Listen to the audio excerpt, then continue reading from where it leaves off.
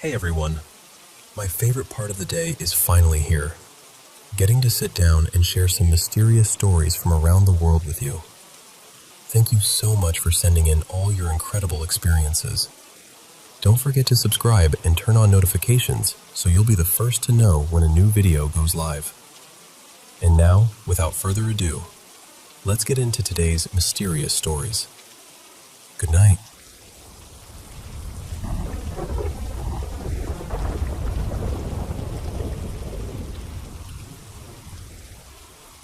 I'm not gonna lie, I'm still shaken up from what happened last night. There's this stretch of woods not too far from my house, and around here, everybody's got a story about that place. People say it's haunted, and honestly, after everything I've experienced out there, I don't really laugh that stuff off anymore. My cousin and I went out there late to smoke by the river. At one point, he sent me down the trail alone to fill up a bottle with water for the bong. I've had weird things happen in those woods before too. Tall, shadowy figures, something pale running on all fours near the road one night. That heavy feeling like you've stepped somewhere you absolutely do not belong. Just a lot of stuff that leaves you with this deep, sick feeling in your stomach. But that night, I wasn't listening to any of that. I was feeling way too confident. We had a weapon back at the car, and I guess I let that get in my head. So while I was out there alone, way too far from my cousin, way too far from the car, I said something stupid. I actually called out into the woods. I said, "Hey, Spooky Joey, you out here?" The second I think back on that, I cringe. It was so dumb. I was basically mocking whatever's out there, like I invited it to notice me. I got to the water, and that's when I started hearing these strange thuds off in the distance. Then I heard this loud whoop, like somebody yelling with this weird burst of excitement. Not like a normal voice either. It echoed in a way that made my skin crawl. I filled the bottle as fast as I could and started heading back. That's when I heard it, this laugh. Faint at first, then again, and then one more time. Enough that I couldn't pretend I was imagining it anymore. It sounded far off, but clear enough to make my chest tighten. It felt like something was letting me know, "I hear you. I'm here." I got back to the car, trying to act normal, and we started smoking in the parking lot by the river. It's a pretty open area, but on both sides it's just thick forest. And the woods to our right were way too active. My cousin suddenly looked up and saw this small, amber-colored light moving through the tree branches. He said it looked almost like a little glowing ball, maybe the size of a fist, weaving between the limbs. I didn't catch it myself, but the look on his face told me he wasn't messing around. Then we started hearing footsteps. Not close enough to see anyone, but definitely there. Like something pacing through the brush. Every so often we'd hear a noise like something being dropped on the ground. Once, I swear I saw a shape rise up just above the bushes, like it was peeking at us, and then it ducked down again so fast I almost questioned myself. The worst part, though, was the voices. Every now and then, we'd hear what sounded like people talking somewhere deeper in the woods. Not loud enough to understand, just broken pieces of conversation drifting toward us. A word here, another word there, and then another voice answering back. That's what really got to me. It sounded like more than one thing out there. And mixed in with that, we kept hearing those whoops again. Some distant screams, too. Maybe animals, maybe not. But one of them, I swear, sounded like a grown man yelling. That area is isolated, especially that late at night. The parking lot was empty except for our car. There shouldn't have been anyone else out there. Toward the end, that bad feeling finally hit me. You know that heavy, sinking feeling where your body knows before your mind does? That's what it was. Like every instinct in me was saying, "You need to leave right now." Then we heard that chuckling again. No bugs, no frogs, nothing. It was like the whole woods had gone still, like even the trees were holding their breath. We left right after that. Whatever it was, it didn't follow our car this time. And that's the only good thing I can say. Because the last few times we'd been out there, it did.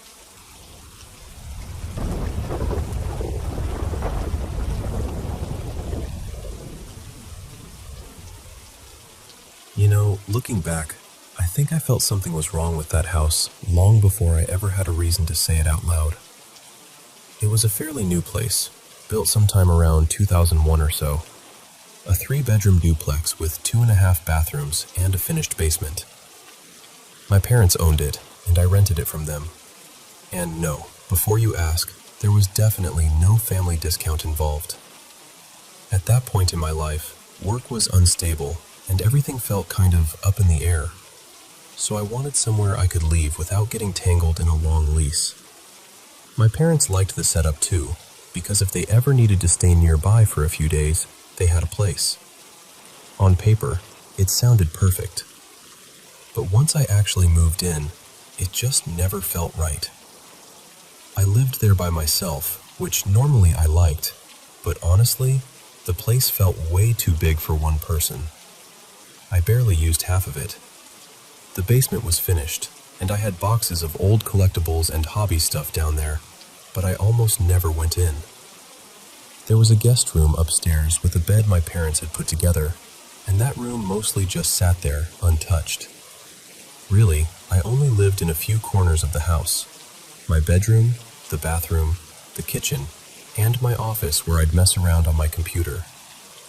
Even then, I had these habits that didn't make much sense. I never played games with headphones on. I always hurried to my room at night. And I never slept with the bedroom door open. Ever. Closed and locked every night. I had lived alone before, so it wasn't that. It was just that something in that house made me feel constantly on edge, like I could never fully relax. I used to hear noises all the time too. Thumps. Heavy bumps. What sounded like slow footsteps. Since it was a duplex, I kept telling myself it had to be the neighbors. But the weird thing was, I never heard normal neighbor sounds. No TV, no music, no muffled conversations. Just those dull, heavy thuds, like someone walking around with purpose. About a year later, my girlfriend started staying over more often. Things were good between us, and she helped me make the place feel warmer. We moved furniture around, added softer lighting, tried to make it feel less sterile. And still, no matter what we changed, there were parts of that house that felt deeply wrong. The guest room felt wrong. The upstairs hallway felt wrong. And the basement was the worst of all. It always felt like someone was standing just out of sight, watching. One night, we decided to try using the basement like a normal room. We brought blankets down, turned on a movie, tried to have a cozy little movie night. We lasted maybe half an hour. That was it. We both started feeling so uncomfortable we had to leave. My chest felt tight, and my girlfriend said it felt like something was pressing at her throat, like it was getting hard to breathe down there. That should have been enough for me, honestly. But the worst part of living there wasn't even when I was awake. It was the nightmares. There was one night when my girlfriend and I fell asleep with the bedroom door open, wide open, which almost never happened. That was the first time I saw it. In the dream, there was this figure standing at the foot of the bed. It was impossibly tall, almost touching the ceiling, maybe 8 feet or more. Its body was thin and bone-white, like it had been carved out of something dead and dry. Its hands ended in long, hooked claws. Its face was hollow, with deep black eyes, but way down in those sockets there was this red glow, like embers buried in ash. Its mouth hung open full of sharp teeth, and behind it were these wing-like bones, almost like the frame of bat wings without any skin or flesh. And it just stood there, staring at me, growling. I got up, went straight to the bathroom, then came back, shut the door, locked it, and only then could I even think about sleeping again. The thing is, that nightmare didn't happen once. It happened again, and again, and again. At least 5 more times while I lived there.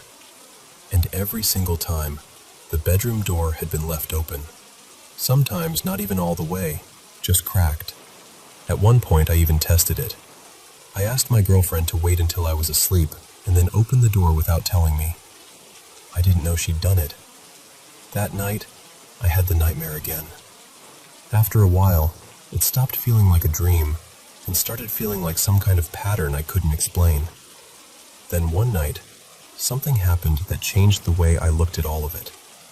I'd had that same nightmare again, but this time I woke up on my own before my girlfriend could shake me. I turned, half awake, trying to settle back down, and for just a second, I saw a woman standing beside the bed. She looked young, maybe mid-20s, light blonde hair, a dark headband. She had on a pale shirt and denim overalls. What struck me most was that she wasn't looking at me. She was looking toward the foot of the bed, exactly where that thing usually stood in the nightmare. Then I fully woke up, and she was gone. After that, both my girlfriend and I started to feel like there were maybe 2 different presences in the house. There was whatever that awful thing was, and then there was her. I'd be playing violin in the house by myself and get that prickling feeling that someone was listening. I'd turn around and almost catch movement slipping around the corner into the hall. My girlfriend would be folding clothes and suddenly swear she'd seen a woman in her peripheral vision. She'd hear noises when I wasn't even home. And somehow, over time, the feeling of being watched didn't always feel threatening. Sometimes it felt more like being observed by someone curious, quiet, present. The last really major thing that happened was not long before we moved out. I got hit with a brutal stomach bug one night, and my girlfriend had to be up early for work. I didn't want to keep her awake running back and forth to the bathroom, so I took a blanket and went into the guest room. Since I felt so sick, I left the door open. I was lying there, curled up, miserable, when I heard footsteps in the hallway. Not subtle footsteps, not house creaks. Actual footsteps. Slow, heavy, unmistakable. They came down the hall, into the guest room, up behind me. Then I felt the mattress dip, like someone had sat down on the edge of the bed. And then I felt a hand on my back. I mean that literally. I felt a hand resting on my back. And the strangest part is, I wasn't scared. The second I felt it, this huge wave of calm came over me. It was like all the pain and panic just softened. The hand moved gently, almost the way someone might rub your back when you're sick. Like it was saying, "You're okay, just rest. You'll be all right by morning." And that night, for the first time with an open door, I slept straight through. No nightmare, no terror, nothing. After that, whenever I felt like I caught a glimpse of that woman around the house, I'd just say out loud, "Can you give me a little space right now? Thank you." And weirdly enough, it always seemed to help. I honestly got the feeling she liked being nearby when we were just living our lives. Cooking, folding laundry, playing music, moving through the house. Almost like she was drawn to that kind of ordinary warmth. And whenever one of us was hurting, it felt like she came closer, not to frighten us, but to comfort us. We did have one eerie bit of confirmation, if you want to call it that. A mutual friend of ours was into psychic stuff, and one time she came by during a party. With a bunch of people in the house, she said she didn't pick up much of anything. But later, when it was just the 3 of us, her whole expression changed. She looked upstairs and said, "It was outside your room before. Now it's downstairs. I really don't like whatever's in the basement." Then she described seeing a blonde woman with a headband in the upstairs hall. I had never told her that detail. Not once. That really stayed with me. It's been well over a year since we moved out now, and ever since leaving that place, everything stopped. No nightmares. No strange footsteps. No feeling of being watched. Nothing paranormal at all in our new home. And honestly, part of me still kicks myself for not trying harder to document it, because I know how unbelievable it sounds when you say it out loud. But when I think back on that house, what stays with me most isn't even the fear. It's the feeling that whatever was there wasn't just one thing. And somehow, in the middle of all that darkness, there was also something that seemed to care whether we were okay.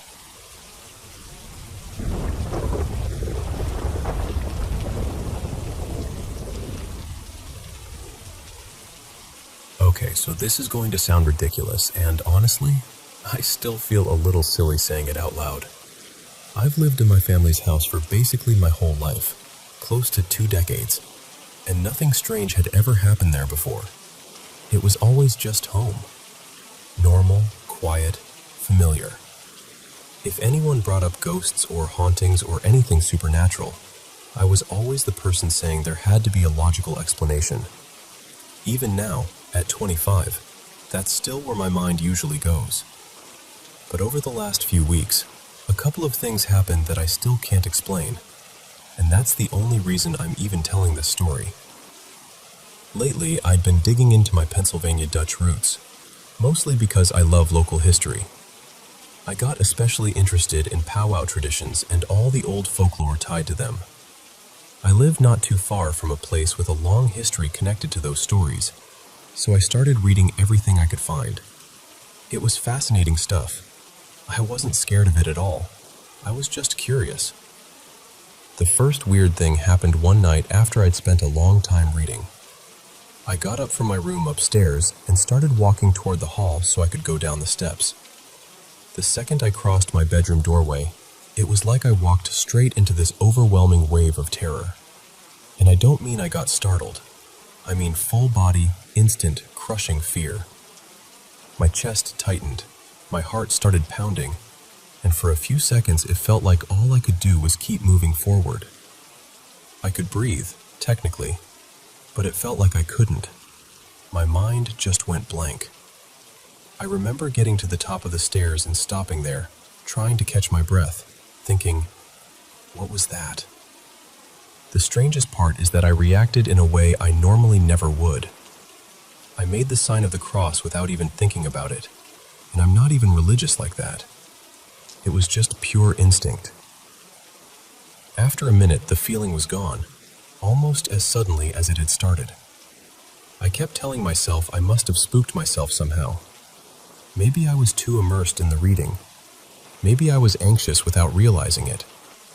But the truth is, I hadn't felt scared before that moment at all. I was interested, not frightened. So that explanation never sat right with me. I didn't tell anyone. It sounded made up, even to me. Then a little while later, something else happened.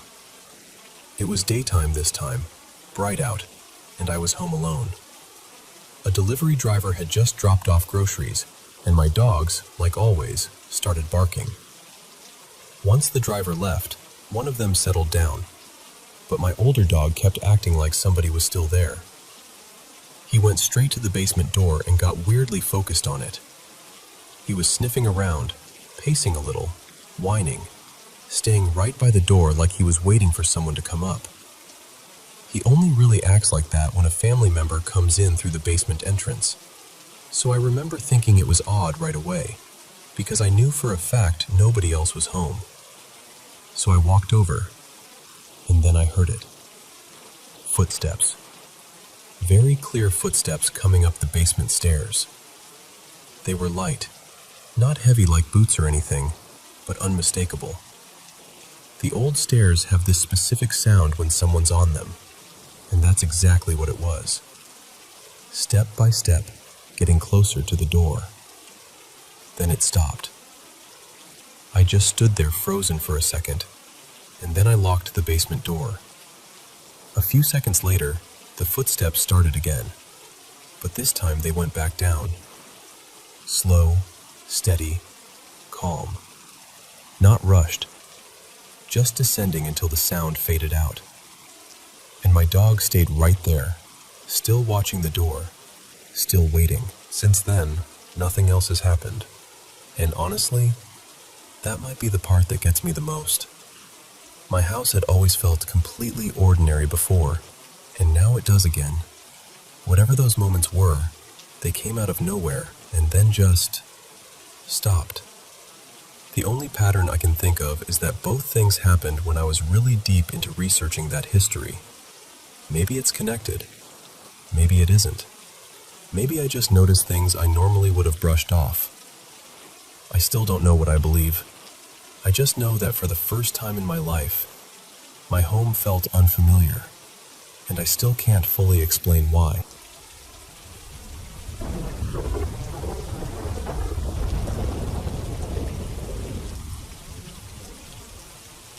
So, this happened a few years ago, when I was about 20. I met this American traveler at a bus station in Paris. His name was Luca. He was a little older than me, maybe 28, and we ended up talking while we were waiting for our bus. It was one of those conversations that feels random at first, and then, suddenly you realize you've been sitting there for ages, completely absorbed. Luca had that kind of life that instantly pulls you in. He told me he spent part of the year back in the US, in Oregon, where he stayed with his mother, and the rest of the time traveling however he could, sometimes hiking, sometimes sailing. He worked in marine equipment, something to do with designing ropes and rigging for boats. I didn't fully understand it, but it sounded fascinating. He had this adventurous, restless energy, and before we parted, we exchanged Facebook contacts and stayed in touch. At that point in my life, I had just started university. I was living in a new city. It was cold. I didn't know many people yet, and I spent most evenings alone. I wasn't really going out much. I mostly stayed in, listening to music, watching shows, drawing, playing games, that kind of thing. So when Luca and I started talking regularly, it became this strange little window into another world. Because of the time difference, we usually spoke very late at night. Sometimes I'd still be awake at 2 or 3 in the morning, just listening to him tell story after story. And every single time, it felt like he had lived 10 lives already. He'd tell me about solo hikes, storms at sea, nights in tiny ports, strange encounters in the wilderness. Once he told me that while hiking alone in the mountains, he came across wild coyotes and had to fire his pistol into the air to scare them off. I remember just sitting there thinking, what kind of life is this? It felt so far from mine, almost unreal. At first, I was just captivated. He came from this place that seemed exotic to me, and everything about him felt bigger, rougher, more cinematic. Talking to him was an escape from my quiet little routine. But after a while, his stories started getting stranger. One night, he told me that while sailing near the Caribbean, he had seen the Flying Dutchman. I laughed immediately. I thought he was joking, but he wasn't smiling.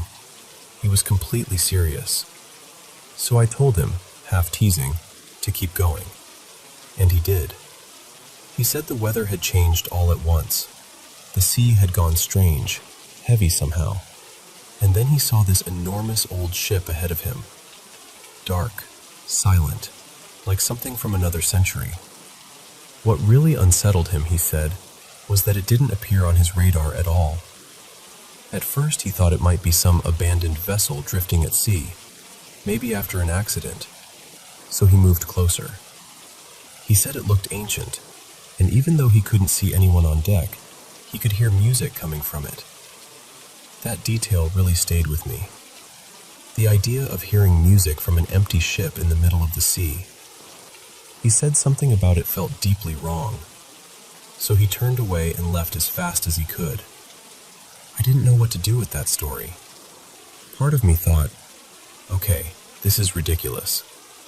But another part of me was so fascinated by the way he told it. Not dramatically, not like he was trying to impress me, just plainly. Like he was describing something that had happened. And because of that, I didn't dismiss it completely. Then one night he brought up something I had never even heard of before. the Wendigo. He said that one evening, after a long day of hiking, they'd made camp, built a fire, eaten dinner, and were sitting there talking as it got dark. And then suddenly, Luca felt that there was something else there with them. He said he saw a shape near the fire. Not clearly, not like a normal person standing there, but some kind of figure, a presence, seated close by. At the same moment, his friend looked straight at him and silently signaled for him not to react, not to stare, not to acknowledge it. So they kept their eyes mostly on each other and tried to ignore whatever was beside them. Luca told me his friend had tears in his eyes.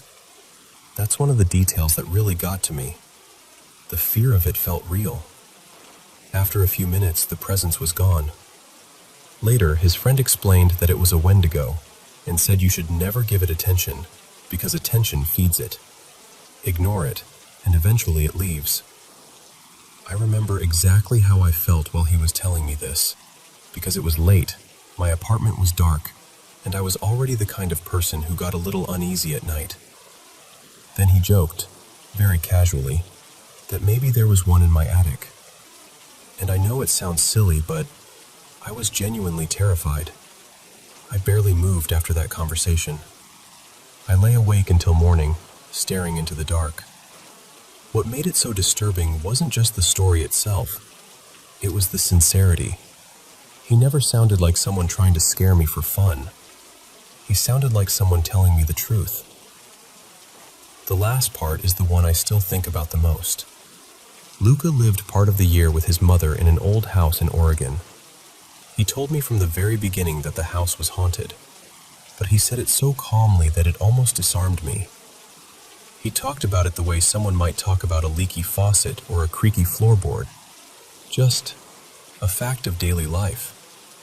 He said he and his mother had learned to live with whatever was there, that you had to respect the place, respect the people who had been there before, and not fight everything you didn't understand.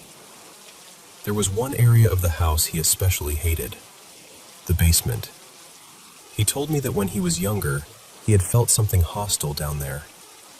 He said he once saw a face watching him from the dark, and that there was a large black mark on one of the stone walls that seemed to hold all the bad energy in the room.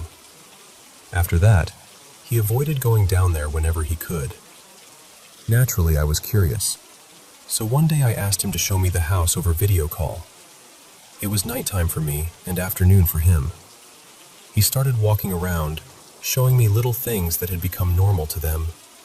Small bowls of salt placed in certain corners, mirrors on the window ledges. He explained that his mother believed they helped with the energy in the house. Then he passed through one room and said, very casually, "The lights switch on by themselves sometimes. We just turn them off when we notice." And sure enough, a lamp was on for no apparent reason. He went into the living room and showed me this heavy wooden cabinet. He said the drawers always slid open on their own, and that he and his mother were used to pushing them shut whenever they walked by. A couple of them were open while he was filming, so he closed them. One of the drawers had nothing in it except a Bible, which at the time I found strangely funny. Then he brought me to a hallway. There was a trap door in the floor leading down to the basement. He didn't open it. He just stepped closer to show me. And the moment he did, my phone started going crazy.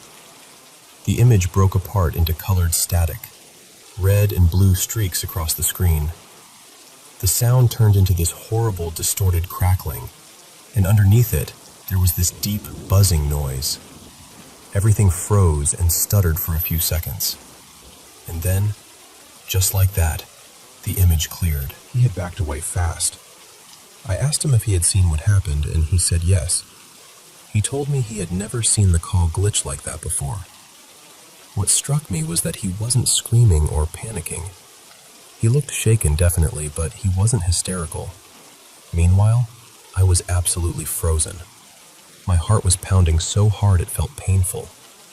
Even though I was thousands of kilometers away, it felt like something had crossed the distance between us for those few seconds.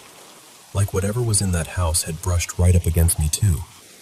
And I remember thinking, what if he's been telling the truth this whole time? We stayed on the call. After a while, the tension eased a little, and we started talking about something else.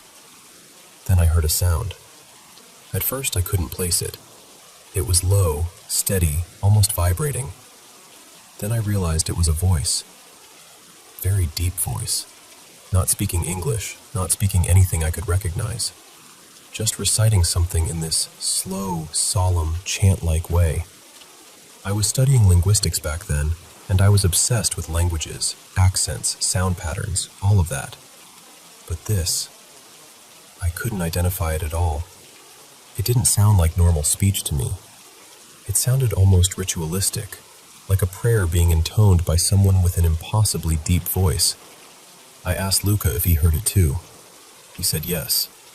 He followed the sound into the living room, and it seemed to be coming from a Bluetooth speaker that was lying on the floor, plugged in to charge. But the speaker was off. He picked it up, messed with it, and the chanting stopped.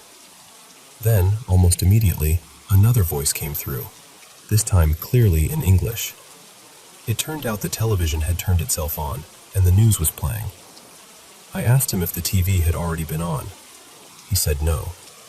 He switched it off, and after that, everything went quiet. Nothing dramatic happened after that. No final reveal, no explanation, no neat ending. Eventually, life moved on. I met someone, got into a relationship, changed my routines, and Luca and I slowly lost touch. But I still think about him. For a long time, I kept him in this category in my mind. An eccentric, maybe a storyteller, maybe someone who blurred truth and fiction because he liked the effect it had. And honestly, part of me still wonders if that's all it was. But that night on the video call unsettled me in a way I still can't fully explain. I can still picture the static. I can still hear that voice. And every now and then, I catch myself thinking about all those stories again. The ghost ship, the thing in the woods, the basement, the speaker, the TV, and asking myself the same question I asked that night. What if he really was telling the truth?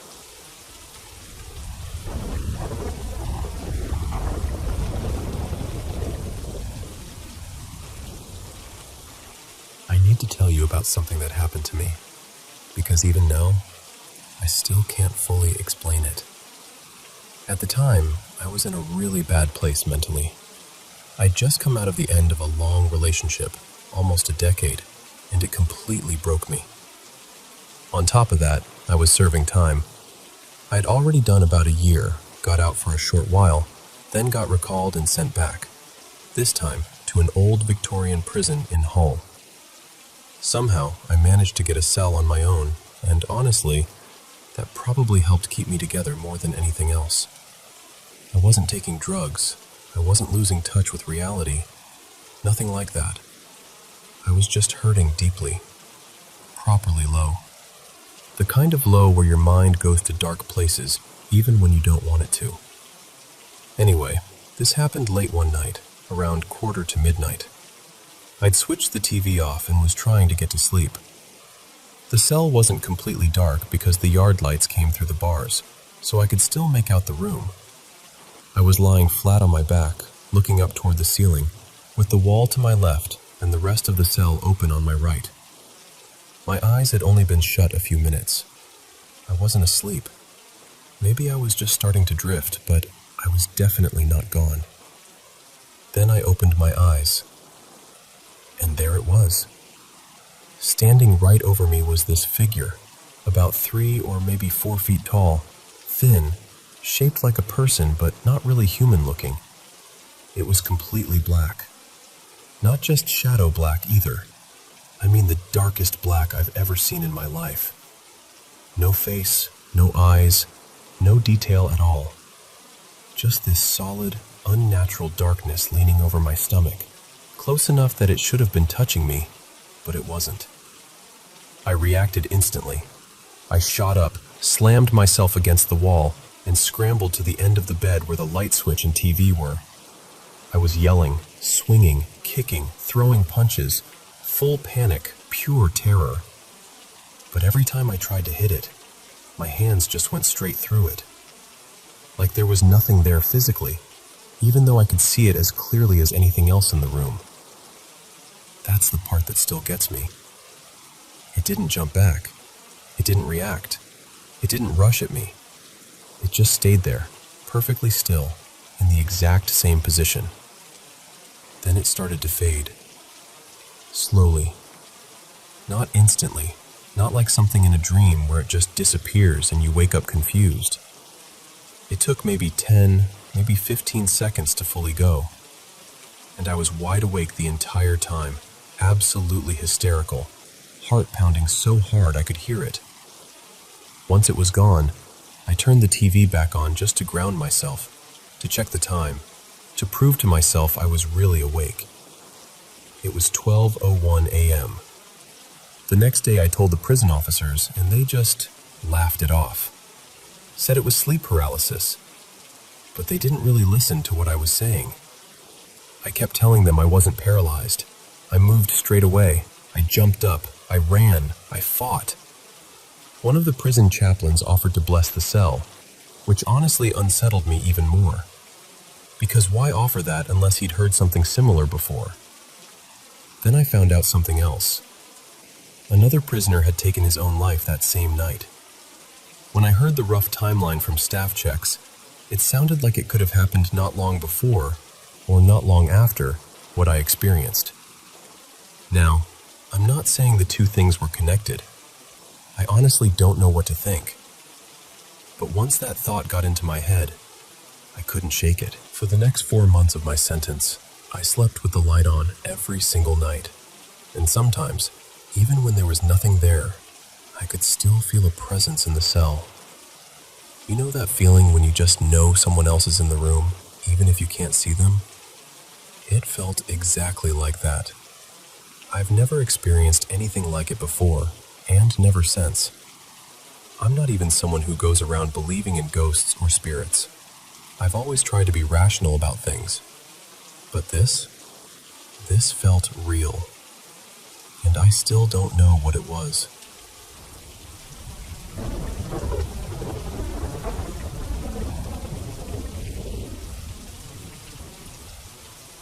So, this happened in early August of 2023, when I was wrapping up the 5th day of a solo motorcycle trip back home. I'd been on the road for days, just me, my bike, and whatever I could strap down and carry. That night, I booked a campsite near the lake at Lincoln Trail State Park in Marshall, Illinois, thinking I'd have a simple place to rest before finishing the trip. But when I got there, the site that was marked online as a tent campsite was actually covered in rough gravel. It was obviously meant more for an RV than for somebody trying to sleep in a little tent. Since I was traveling light, I didn't have any extra padding or ground cover with me, nothing that would make sleeping on that gravel even remotely comfortable. So I started looking around. Just north of the campsite, the ground dropped off toward the lake through a wooded slope. I tied off a bright guideline to a tree and made my way carefully down the incline. A little ways in, maybe 15 yards or so from the water, I found a patch of level, dry ground where the trees opened up just enough. It felt tucked away, quiet, and a lot softer than the campsite above, so I decided that was where I'd set up for the night. I pitched my tent, laid out my sleeping gear, and then climbed back up using the guideline just to make sure I could get in and out safely. Back at the main site, I had a simple dinner, one of those ready-to-eat meals, washed up as best I could, and turned in sometime around 9:30. I wasn't especially on edge that night. I was tired, sure, but not completely worn down. Honestly, I usually enjoy traveling alone. There's a kind of peace in it, you know? No schedule, no pressure, just the road and your own thoughts. And I'm not somebody who remembers dreams very often, which is part of why this stuck with me the way it did. At some point in the night, I dreamed I was sitting outside my tent in that exact same spot, except it was daytime. Bright, still, calm. I was facing the lake, just looking out over the water, when all at once everything went silent. And I mean completely silent. No birds, no insects, no movement in the trees, not even wind. It was the kind of silence that makes your skin go cold before your mind even catches up. That's when I noticed someone coming toward me from along the shoreline to the east. At first, it was just the figure of a woman moving slowly in my direction. But the closer she got, the more wrong she looked. She seemed frail, almost unnaturally so. Her skin had this pale, grayish cast to it, like all the life had drained out of it. She was wearing a plain, faded dress, stained with dirt, and her hair, what looked like thin silver hair, hung in muddy, tangled clumps around her face. I remember noticing her feet because at first I thought she had shoes caked in mud, but then I realized they were bare. Just filthy, dark with muck and leaves stuck to them. I remember trying to speak to her. I asked if she was okay, if she needed help, but she didn't answer. She just kept coming, staring straight at me with this empty, fixed look.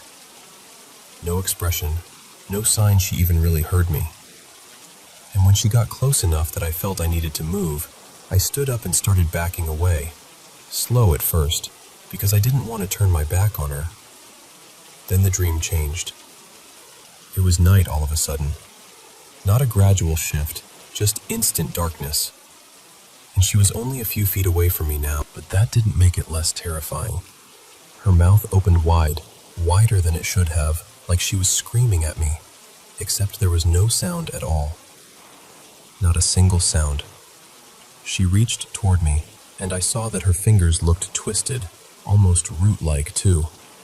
And I can't fully explain this part, but the feeling that hit me in that moment was pure dread. Not just fear, dread. Like every part of me knew that if she touched me, something terrible would happen. Right before her hand reached my arm, I forced myself awake. I sat up in my tent sometime between 1 and 1:30 in the morning, heart pounding so hard it felt like it might shake the whole tent. I was absolutely frozen. I didn't want to move. I didn't even want to breathe too loudly. I just listened, and all I could hear were normal nighttime sounds. Crickets, the soft water against the shoreline. Once in a while, something small moving through the leaves. Nothing strange, nothing dramatic, but I was still terrified.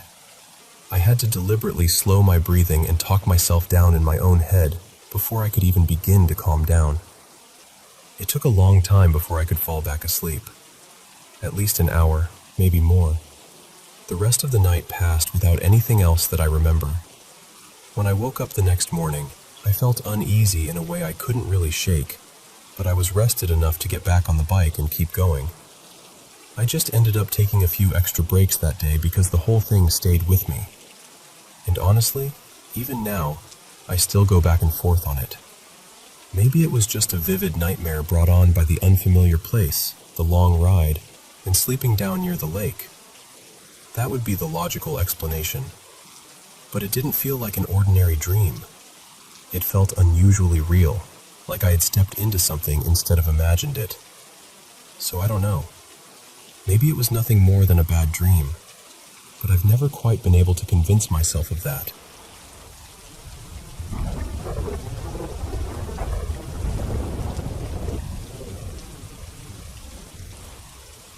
You know, this happened more than 20 years ago, back when I was studying electronics. In those days, I never went anywhere without music. This was long before streaming, of course, so my soundtrack came through a cassette Walkman. Mine was a slim, old Sony model with a key lock switch on the side, and that little detail matters more than you'd think.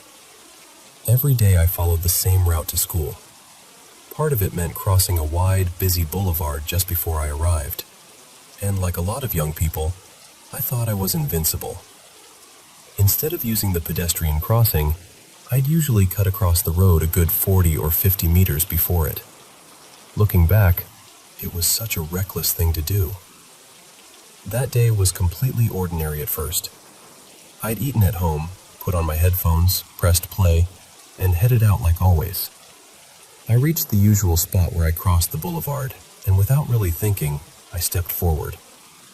And then, right at that exact moment, the music stopped. Not faded out, not crackled.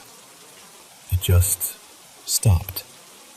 So I stopped too, with one foot hanging just a few centimeters from the street.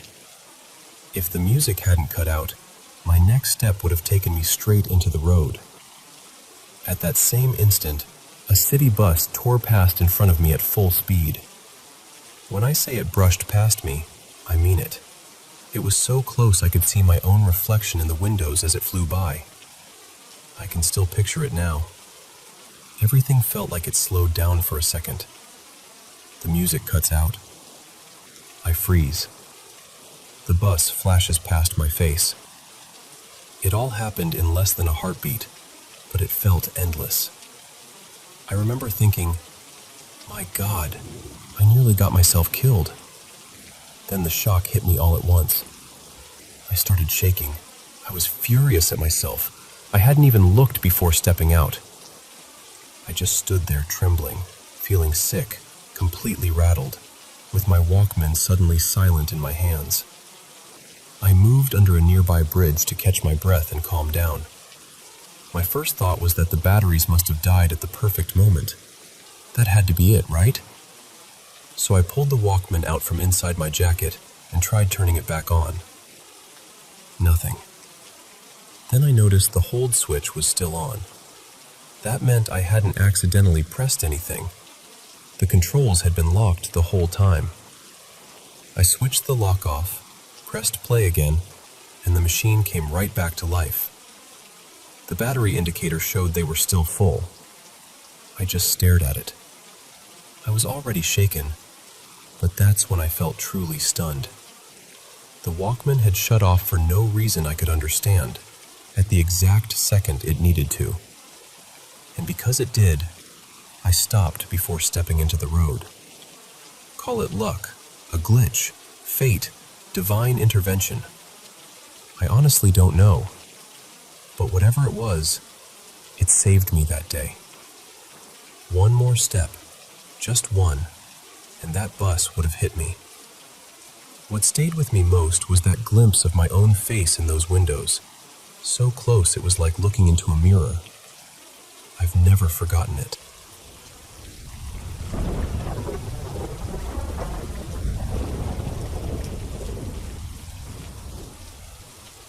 So, I want to tell you about a house in Corinth, New York that I ended up investigating more than once. Part of the reason was simple. We got more strange, unexplainable activity there than almost anywhere else. But the bigger reason was the woman who lived there. She was deeply worried about her teenage daughter, who had gone through this sudden, unsettling shift in behavior. Mood swings, depression, things that just didn't feel like her. The house had belonged to their family for generations, and they knew for sure that at least 2 people had died there. There was also this old family rumor that, years and years before, someone had done some kind of ritual or witchcraft in the attic. But the moment that has stayed with me all this time happened in the kitchen. My team and I were sitting there with the homeowner, running an EVP session. Honestly, at first, it felt pretty quiet. Nothing especially intense. We were just about ready to call it and move on when, all of a sudden, the space under the kitchen table turned ice cold. Not a little colder, drastically colder. It felt like the temperature had dropped 20 degrees in an instant. I had a handheld thermometer with me, so I leaned down and checked the air beneath the table, then compared it to the air above it. The difference was real. Sharp. Immediate. Now, this woman's mother had passed away in that home. More than that, she had died right there in that same kitchen. And in that moment, I got this strong feeling that maybe her mother was with us. So I looked at the woman and gently said, "I think your mom might be here. Is there anything you want to ask her? Anything you want to say?" She started speaking to her mother. I don't remember every word she said, and honestly, most of it isn't what matters. What I do remember is this. She stopped in the middle of talking, looked upward for a second, and then, in this soft, almost fragile voice, said, "Do you remember that little squirrel we used to feed every morning? Do you remember what we used to call him?" A week or so later, I was reviewing the audio. When I got to that part, I noticed a fluctuation in the waveform right after she asked the question. So I put on headphones, turned the volume way up, and listened carefully. At first, I wasn't sure. I replayed it again, then again. And what I kept hearing, clearer each time, was the word nibbles. I went back to the house a few days later to go over everything we had captured. There were a few other odd bits of evidence, but nothing that came close to this. When we got to that clip, I wrote the word nibbles on a piece of paper and kept it hidden. Then I played the audio for her and asked, "Tell me what you hear." The moment the clip ended, she started crying. Before she could even answer, I put the paper in front of her. She looked down at it, and she just broke. Through tears, she told me that Nibbles was the nickname her mother had made up for that squirrel. Nobody else would have known it. Nobody. And in that kitchen, on that day, it really felt like we had reached her mother. Even now, telling you this, I get chills. It was close to 20 years ago, and I still haven't forgotten it. Some moments just stay with you, and that one absolutely did.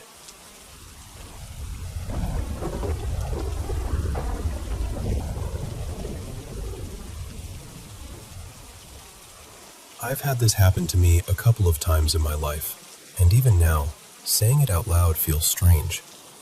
These weren't ordinary dreams.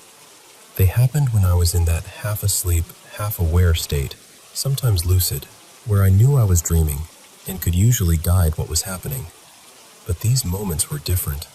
They came in suddenly, took over completely, and felt more real than anything I'd ever experienced in sleep. What makes them so hard to dismiss is that both times, they seem to line up with real-world events. Big events, the kind you can actually verify. And both times, the experience shocked me awake, and I checked the time right away because I knew something about it was deeply off. I should say this too. When people go through something they truly believe is paranormal, they usually don't rush to tell everyone. At least, I didn't. The first time this happened, it involved a major national tragedy, and I kept it to myself for years. I didn't want to sound like I was trying to make someone else's suffering into my story. I still don't. But it happened, and I've never been able to fully explain it away. Back in 2001, I was in graduate school. I had a late morning class that day, so I was still asleep when it happened. I was having one of those calm, lucid dreams where everything felt light and easy, and I was fully in control. Then all at once, it changed. No transition, no warning. It was like being yanked into someone else's final moments. The whole thing only lasted a few seconds, but the fear in it was overwhelming. I can still remember the sensation more than the visuals. It felt like moving impossibly fast, faster than my mind could process. I had this vague sense of seeing through someone else's eyes, but what really came through was their terror. Pure terror. It was the absolute certainty that death was only seconds away. I woke up violently, almost falling out of bed, heart pounding so hard it hurt. I looked at the clock immediately. It was 8:47 a.m. Eastern Time. At first, I didn't connect it to anything. I just got up and went on with my morning. But later, when people began describing what those final moments on one of the planes might have felt like, something inside me turned cold. The speed, the city rushing by, the helplessness. It matched the feeling of that dream in a way I couldn't ignore. For years after that, I replayed it in my mind. I questioned myself constantly. I wondered if I had imagined the connection after the fact. And because nothing like it happened again for such a long time, I started to doubt my own memory. Then, not too long ago, it happened a second time. This one came out of nowhere. I wasn't even in a vivid dream, not that I remember. It was more like another scene suddenly cut in, sharp and immediate. I found myself looking out over a bright open square, somewhere warm and sunlit, with a fountain or shallow pool nearby. It should have been peaceful, but it wasn't. The ground was shaking beneath me, and I could feel that unmistakable rolling vertigo of an earthquake. Again, I wasn't exactly myself. It felt like I was inside someone else's perspective, feeling their fear as if it were my own. But this time, unlike the first experience, the person didn't die. The moment stretched on. The panic slowly faded into frustration, then irritation, like, please, just let this stop already. That emotional shift was so oddly specific that it stayed with me. The next day, after getting distracted by an argument with my roommate, I was scrolling through the news and saw the top story. A cluster of earthquakes in Istanbul. It had happened in broad daylight there. I did the time conversion, and the moment I had checked in my room lined up almost exactly with the timing of the first quake. That was the second time I felt like I had somehow stepped into someone else's experience from very far away, while in that receptive state between sleeping and waking. So now I'm left wondering whether anyone else has ever experienced something like this. Have you ever been half asleep or lucid dreaming and suddenly found yourself seeing through the eyes of someone far away, especially someone in fear? Not just seeing it, but feeling their emotions as if they were your own?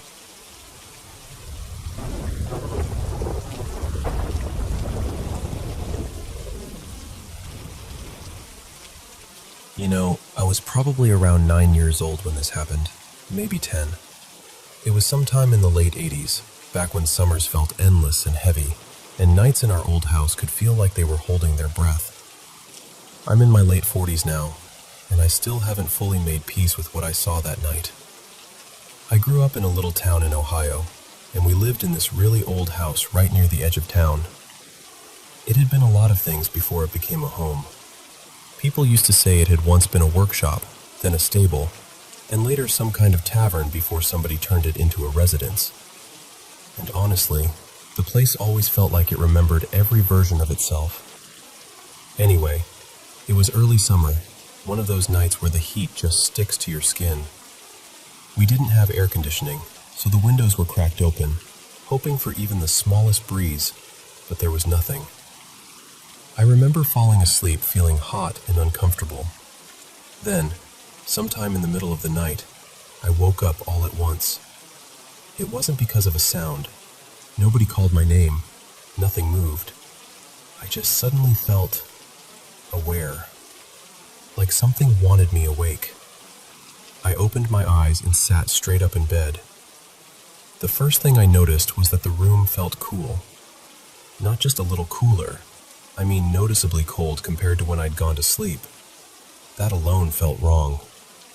And then, I heard a voice. Not out loud. Not with my ears exactly. It was inside my head, clear as anything. I'm here.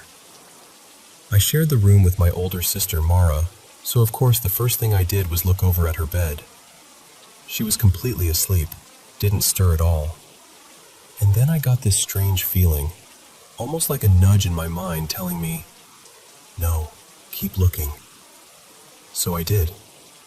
My eyes moved slowly down toward the foot of her bed, then past it, toward the dark corner near the closet. And that's when I saw them. 2 red eyes, glowing, just fixed on me from the shadows. I went completely still. And the weird part is, for a second, I wasn't even afraid. I think my brain was trying to make it make sense. I thought maybe it was our dog, Rusty. Maybe he'd wandered into the room, and the light from outside was catching his eyes. Then that voice came again, calm as ever. Look at your sister's bed. So I looked back, and there was Rusty, curled up right at the foot of her bed. That was the moment everything inside me dropped. Because if the dog was there, then whatever was standing by the closet was not him. I yanked the covers over myself so fast, like a blanket could protect me from something I didn't understand. I stayed there, barely breathing, listening. But there was nothing. No footsteps, no growl, No movement at all. Just silence. Thick, unnatural silence. Our parents' room connected to ours through this old doorway because the house had been remodeled so many times over the years. I remember calling for my dad. Once. Then again. Then louder. It felt like my voice was moving through syrup, like time had slowed down in the room. Finally, I heard my mother answer me. But before she came in, I heard something else. A laugh. Soft. Quiet. Definitely not hers. Then the voice said, "Look outside." I don't even know why I listened, but I did. I turned toward the window, and I watched the light from our neighbor's garage go out. Then another house went dark. Then another. One by one, all down the street, the whole town seemed to lose power in this slow, eerie chain. A second later, my mom came into the room and tried the light switch. Click. Nothing. She tried it again.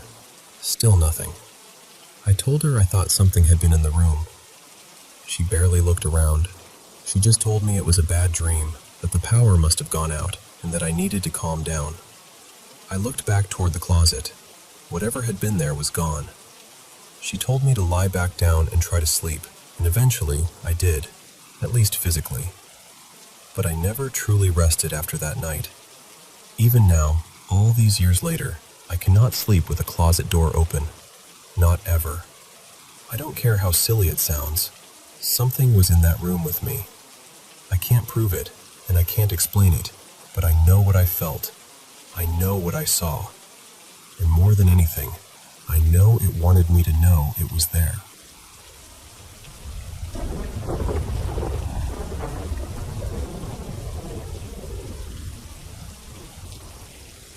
I've got to tell you about something that happened to me a few years ago that I still can't fully explain.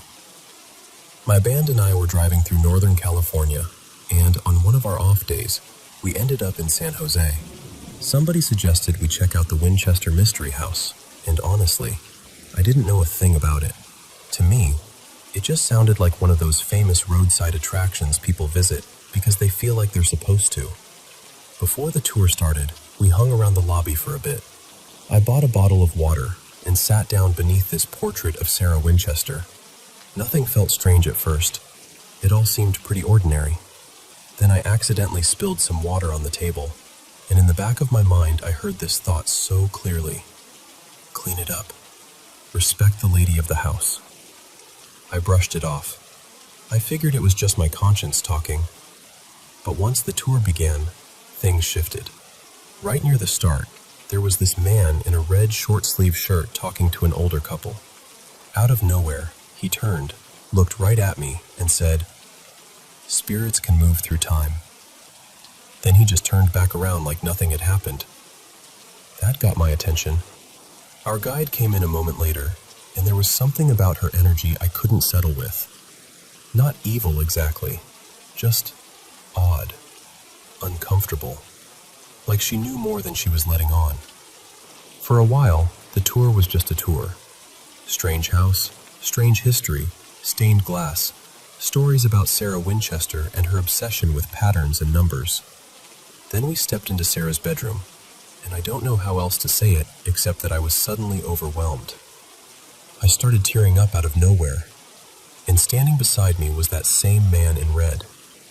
Only later did I learn his name was Will. The older woman from earlier was there too, along with her husband. And here's what made it feel so strange. Throughout the whole tour, people kept drifting around, splitting off from the groups they came in with. But somehow, no matter where I ended up, Will kept appearing near me.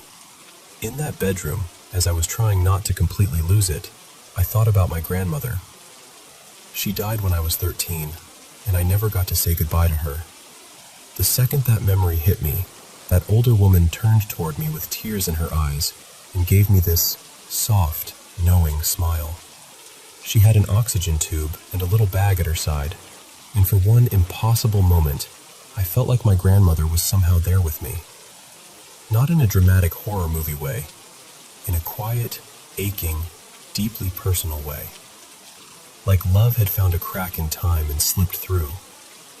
I know how that sounds. I do. But that's what it felt like.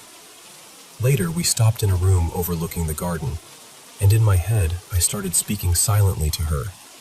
I was thinking, I miss you. Look at the man I became. This is my band. This is my life. The whole time she kept looking at me with tears in her eyes, smiling gently. And then the second I stopped, her expression went blank. Just like that, she was a stranger again. Not long after, I heard Will again, but not out loud. That's the part that still bends my mind. It was like hearing words inside my head that weren't mine. Clear as intuition, but sharper, more deliberate. What I heard was something like, yes, this is happening, and don't let the tour guide know you can hear me. From then on, I was rattled. A little later, we did that awkward thing, where two people both gesture for the other to go first. I finally stepped ahead, and behind me, out loud this time, he said, "Thanks for the dance." I answered, "You're welcome." It was lovely. And then he disappeared back into the crowd. By then, I was barely holding it together. I was trying to act normal, but inside I was spiraling.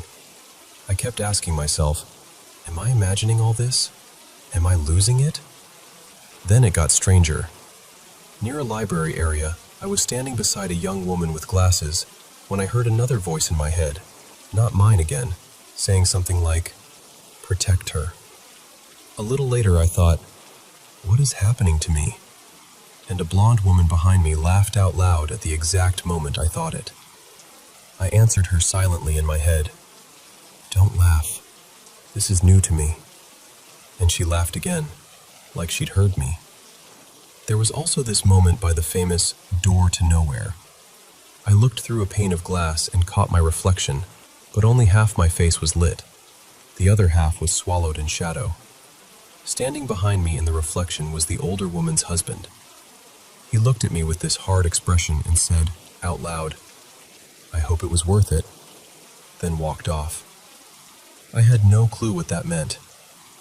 Then came the part that really shook me. There was a stairway leading one way and a narrow staff passage leading another. The guide specifically told everyone not to use the staff passage.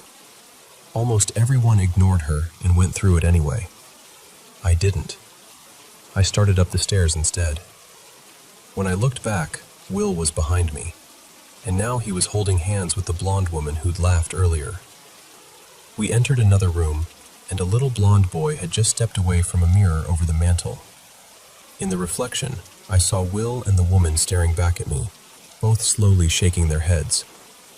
Then I heard this disembodied message in my mind. "If you have children, he'll take them from you." That one hit me like ice water. I still don't know what to make of it. Then we reached the kitchen, and that's where the guide suddenly focused on me.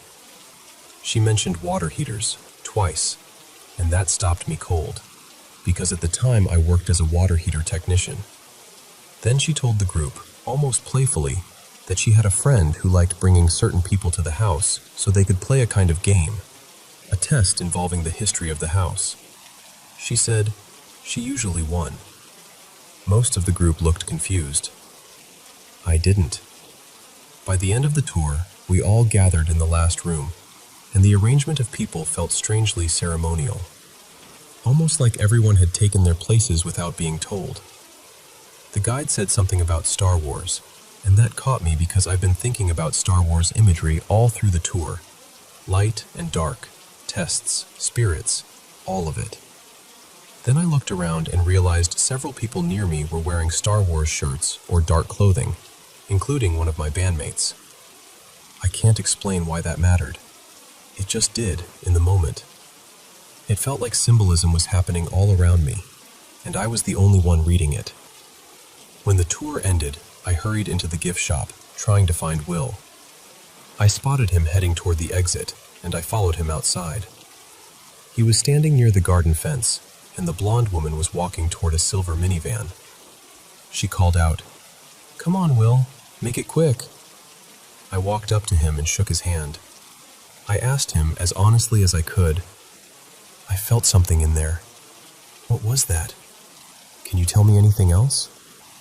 He looked at me with this little half smile and said, "Enjoy the basement." Then he got into the van and drove away. And as it pulled off, I realized everyone from that strange final room formation, except the guide, was in that vehicle with him. Family, maybe. Or something else. I still don't know. I went back inside to rejoin my band, and they were all just sitting there, casually waiting for the next tour, like nothing had happened. I was still stunned, still trying to process it, and when the second tour started, our guide was the same woman from before. Only now she seemed lighter, almost smug, like some private little contest had ended in her favor. That whole day has stayed with me. I still remember it clearly. Every room, every look, every word. I think it happened in 2019, maybe 2020. I've only told a couple of people because I know how unbelievable it sounds. But I'm telling you exactly how I lived it. Maybe it was intuition, maybe grief, maybe suggestion, maybe something spiritual. I honestly don't know. What I do know is that I walked into that house as a bored tourist, and I walked out feeling like reality was bigger, stranger, and far more alive than I'd ever allowed myself to believe.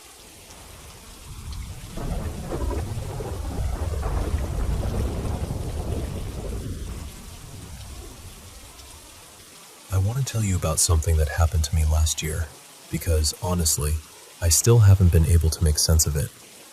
At the time, there were 4 of us living in the house. Me, my older brother, my cousin Mara, and my aunt. Mara and I shared a bedroom upstairs, so I was used to knowing whether she was there or not. One night, sometime around 2:30, maybe closer to 3 in the morning, I woke up needing to use the bathroom downstairs. The room was dark, and when I looked over at Mara's bed, she wasn't in it. That didn't really alarm me right away, because sometimes she'd fall asleep on the couch in the living room. So I got up, grabbed my phone, and used the screen light to guide myself down the stairs. I was trying to be quiet at first because I didn't want to wake her if she was sleeping downstairs. But when I reached the living room, she wasn't there. That's when I stopped and really started to feel confused. I remember just standing there for a second, thinking, okay, if she's not upstairs and she's not here, then where is she? I started turning on lights and checking everywhere. I looked through every part of the house I could think of. The kitchen, the hallway, the bathroom, every corner I could check. Nothing. No sign of her at all. Then my thoughts started racing. I even wondered if maybe she'd gone outside, but that didn't make sense either. Our neighborhood isn't the kind of place where you just wander out in the middle of the night. So I started knocking on doors. My brother's room was locked. My aunt's room was locked. I called their names over and over, louder and louder. And that's the part that really unsettles me. None of them answered. I wasn't being quiet anymore. I was making enough noise that at least one person should have yelled at me to stop. None of them are especially heavy sleepers, and I know for a fact I was loud. But I got nothing back. No footsteps, no voices, no annoyed, "What are you doing?" Just silence. I kept at it for what felt like forever, probably close to an hour. At some point, I think I stopped looking for Mara and just started making noise because I wanted proof that someone could hear me. I wanted any kind of response. But nothing came. Eventually, I gave up. I went back upstairs, got into bed, and somehow managed to fall asleep. The next morning, everything was completely normal. Everyone was home. Mara was in the kitchen helping make breakfast like it was any other day. So I asked her where she'd gone the night before, and she looked at me like I was the weird one. She said she hadn't gone anywhere, that she'd been asleep downstairs on the couch. I told everyone what had happened, how I'd searched the whole house, how I'd called out for them, how nobody answered me. And they all just kind of brushed it off. They said maybe I hadn't looked carefully enough. Maybe I was half asleep. Maybe I imagined parts of it. And for a while, I tried to accept that. I told myself maybe they were right. Maybe I was groggy and panicked and not thinking clearly. Even though deep down, that explanation never really sat right with me. Then something happened again. Not to me this time, to my mom. And it brought the whole thing back. She searched the whole gym and couldn't find a single person. So she stepped back outside and asked someone passing by where the kids were playing badminton. And the person pointed right at the gym and said, "Inside." My mom went back in, and suddenly the place was full. Kids, noise, activity, everything exactly where it should have been, like it had been that way the whole time. When she told me that, I got chills, because it felt way too close to what happened to me that night. That same feeling of being somewhere familiar, searching, and somehow not finding what should have been right in front of you. I still don't know what to call it. I don't know if it was stress, exhaustion, some kind of strange mental lapse, or something I can't explain. But whatever it was, it didn't feel normal. And the fact that something so similar happened to my mom makes it even harder to shrug off. So yeah, I still think about that night. And I still can't decide what scares me more, if it was real or if it wasn't.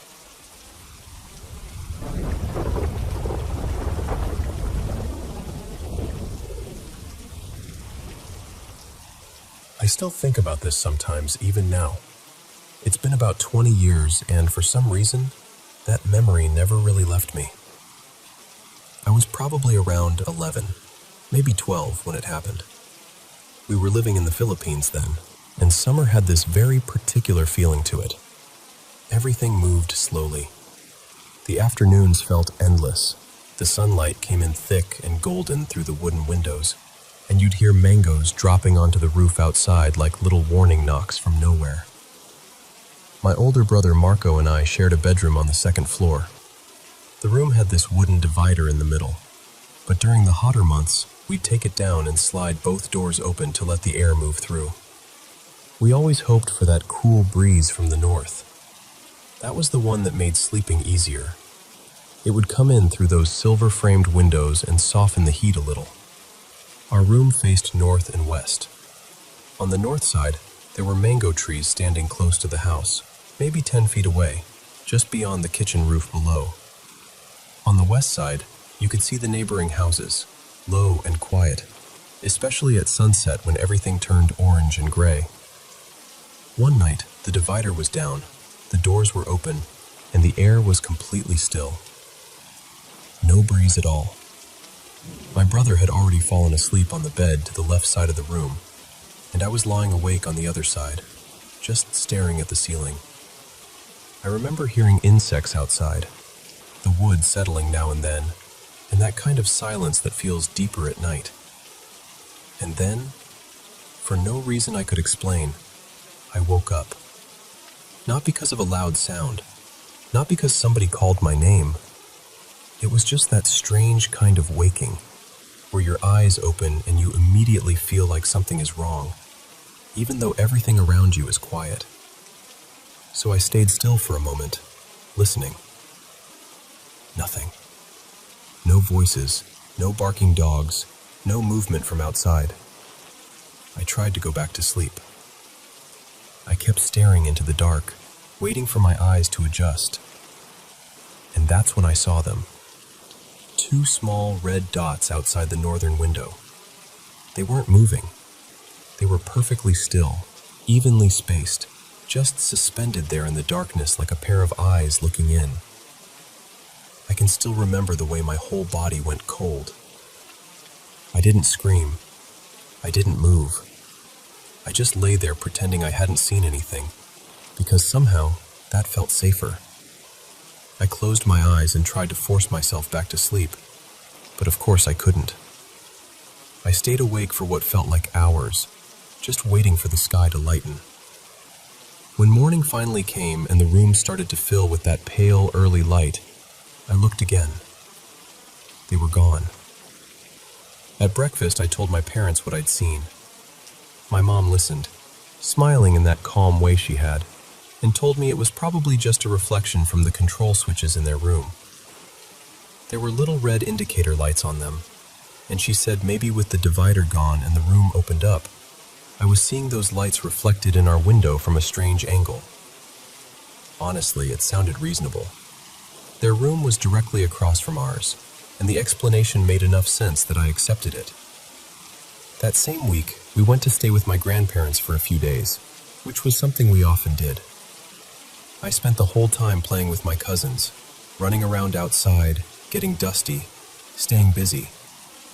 And little by little, I forgot about the red eyes. Until we came back home. The very first night we were back, it happened again. I woke up the same way. No noise, no reason, just that sudden awareness. And immediately, I remembered what I had seen before. This time, I told myself not to be scared. I told myself it was only the reflection. I even turned my body slowly, pretending I was just shifting in my sleep, and looked toward the window with barely open eyes, 2 red dots. Still, evenly spaced, watching. That scared me enough that I finally got out of bed and went to ask my mother for a glass of warm milk. She got up without complaining, like she always did, and came downstairs with me. While I was drinking, I asked her if she could please turn off the lights on the panel because the reflection was frightening me. She took me back upstairs and showed me the switches in their room. 2 little red lights were glowing. She pointed at one and said, "This one's your father's phone." Then she pointed at the other and said, "And this one's mine." She switched them both off, and the red lights disappeared. Then she told me, very softly, "Go check now." So I looked toward our window, and the red eyes were gone. She kissed my forehead after that, and told me I just had a vivid imagination. She said that kind of imagination would someday become something beautiful. And for a while, I believed her. I really did. After that, a few weeks passed, and I stopped thinking about it. I slept normally again. Whatever fear I had felt started to fade, because in my mind, I had already solved the mystery. Then one night, it happened again. The same sudden waking, the same silence, the same feeling of dread before I even opened my eyes fully. I turned my head toward the northern window, and there they were. The red eyes had come back. But this time, I didn't panic right away. I was older now by a few weeks, braver in that way kids can be when they think they understand something. I turned to look toward my parents' room, expecting to see the little red panel lights glowing again. But when I looked, every single light was off.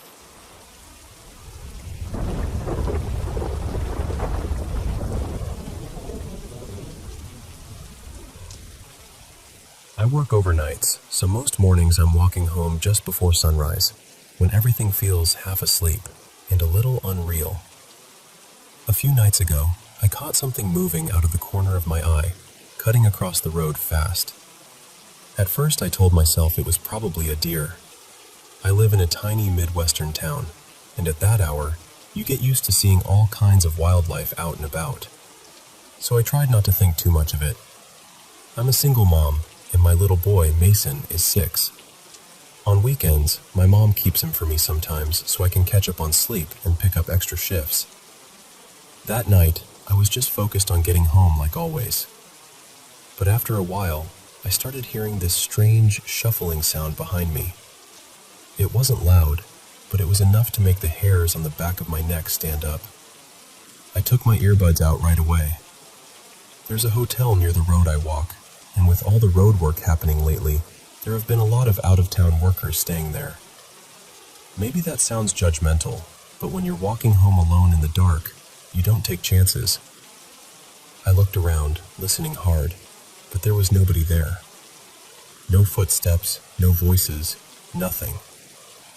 After a minute, everything went quiet again except for the crickets and frogs, and I told myself I was just being paranoid.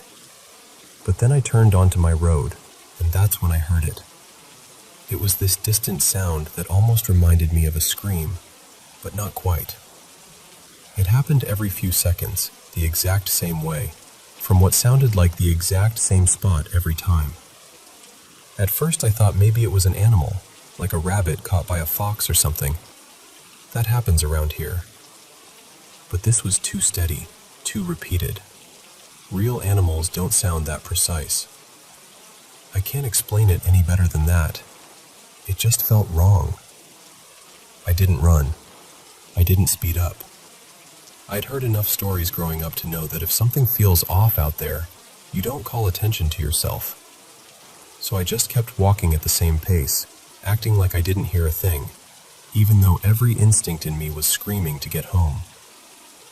Ever since then, I've been terrified to make that walk.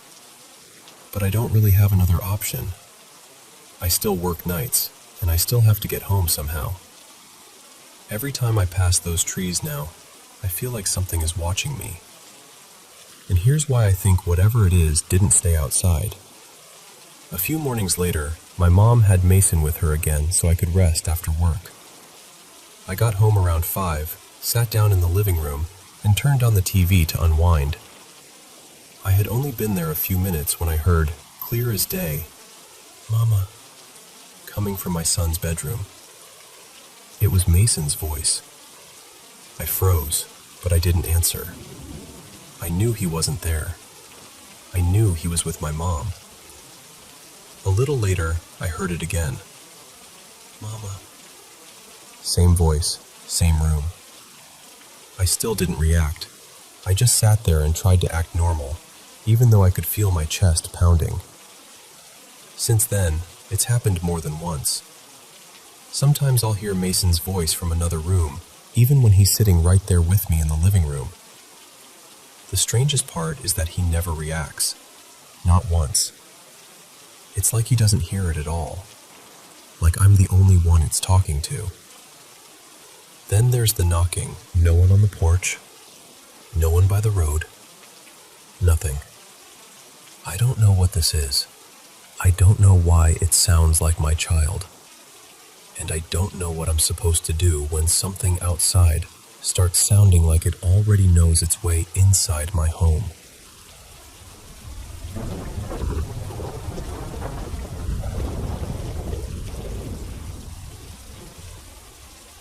Hey everyone, watching Paranormal M. Drop a comment below and tell me where you're tuning in from. Thanks for sharing your paranormal experiences with me. Don't forget to subscribe and turn on notifications so you're the first to catch the newest videos on the channel. Have you been having trouble sleeping lately?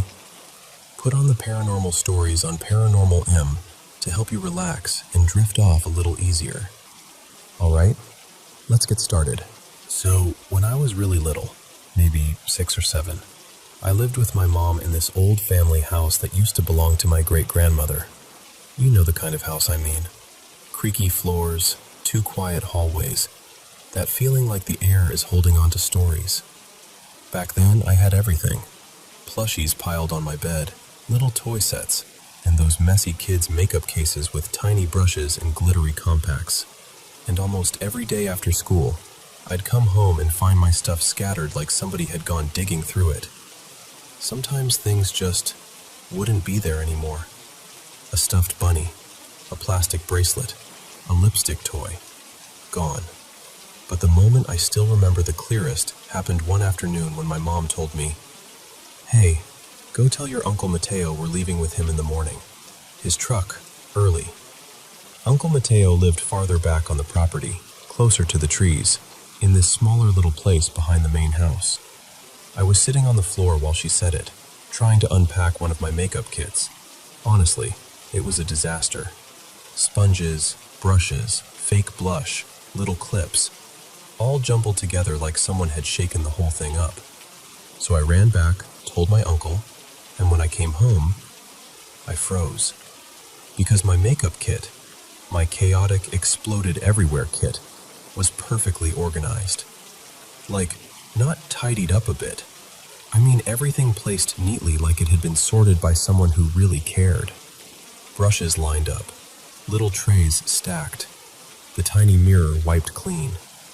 It looked intentional. I went straight to my mom and said, "Did you do this?" And she stared at me, confused.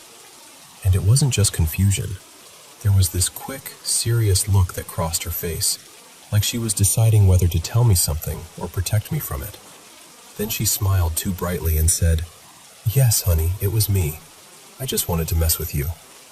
And I remember accepting it, because what else do you do when you're a kid and your mom says it was her? But that night, things shifted. I used to sleep in the same bed as my mom. Big, heavy blankets, the kind that made you feel safe. Sometime in the middle of the night, I woke up just enough to hear her get out of bed. I didn't open my eyes. I just listened. She padded into the kitchen, and I heard this soft clink, like a dish being set down. Then I heard my mom's voice, low and cautious. "Abuela, was that you?"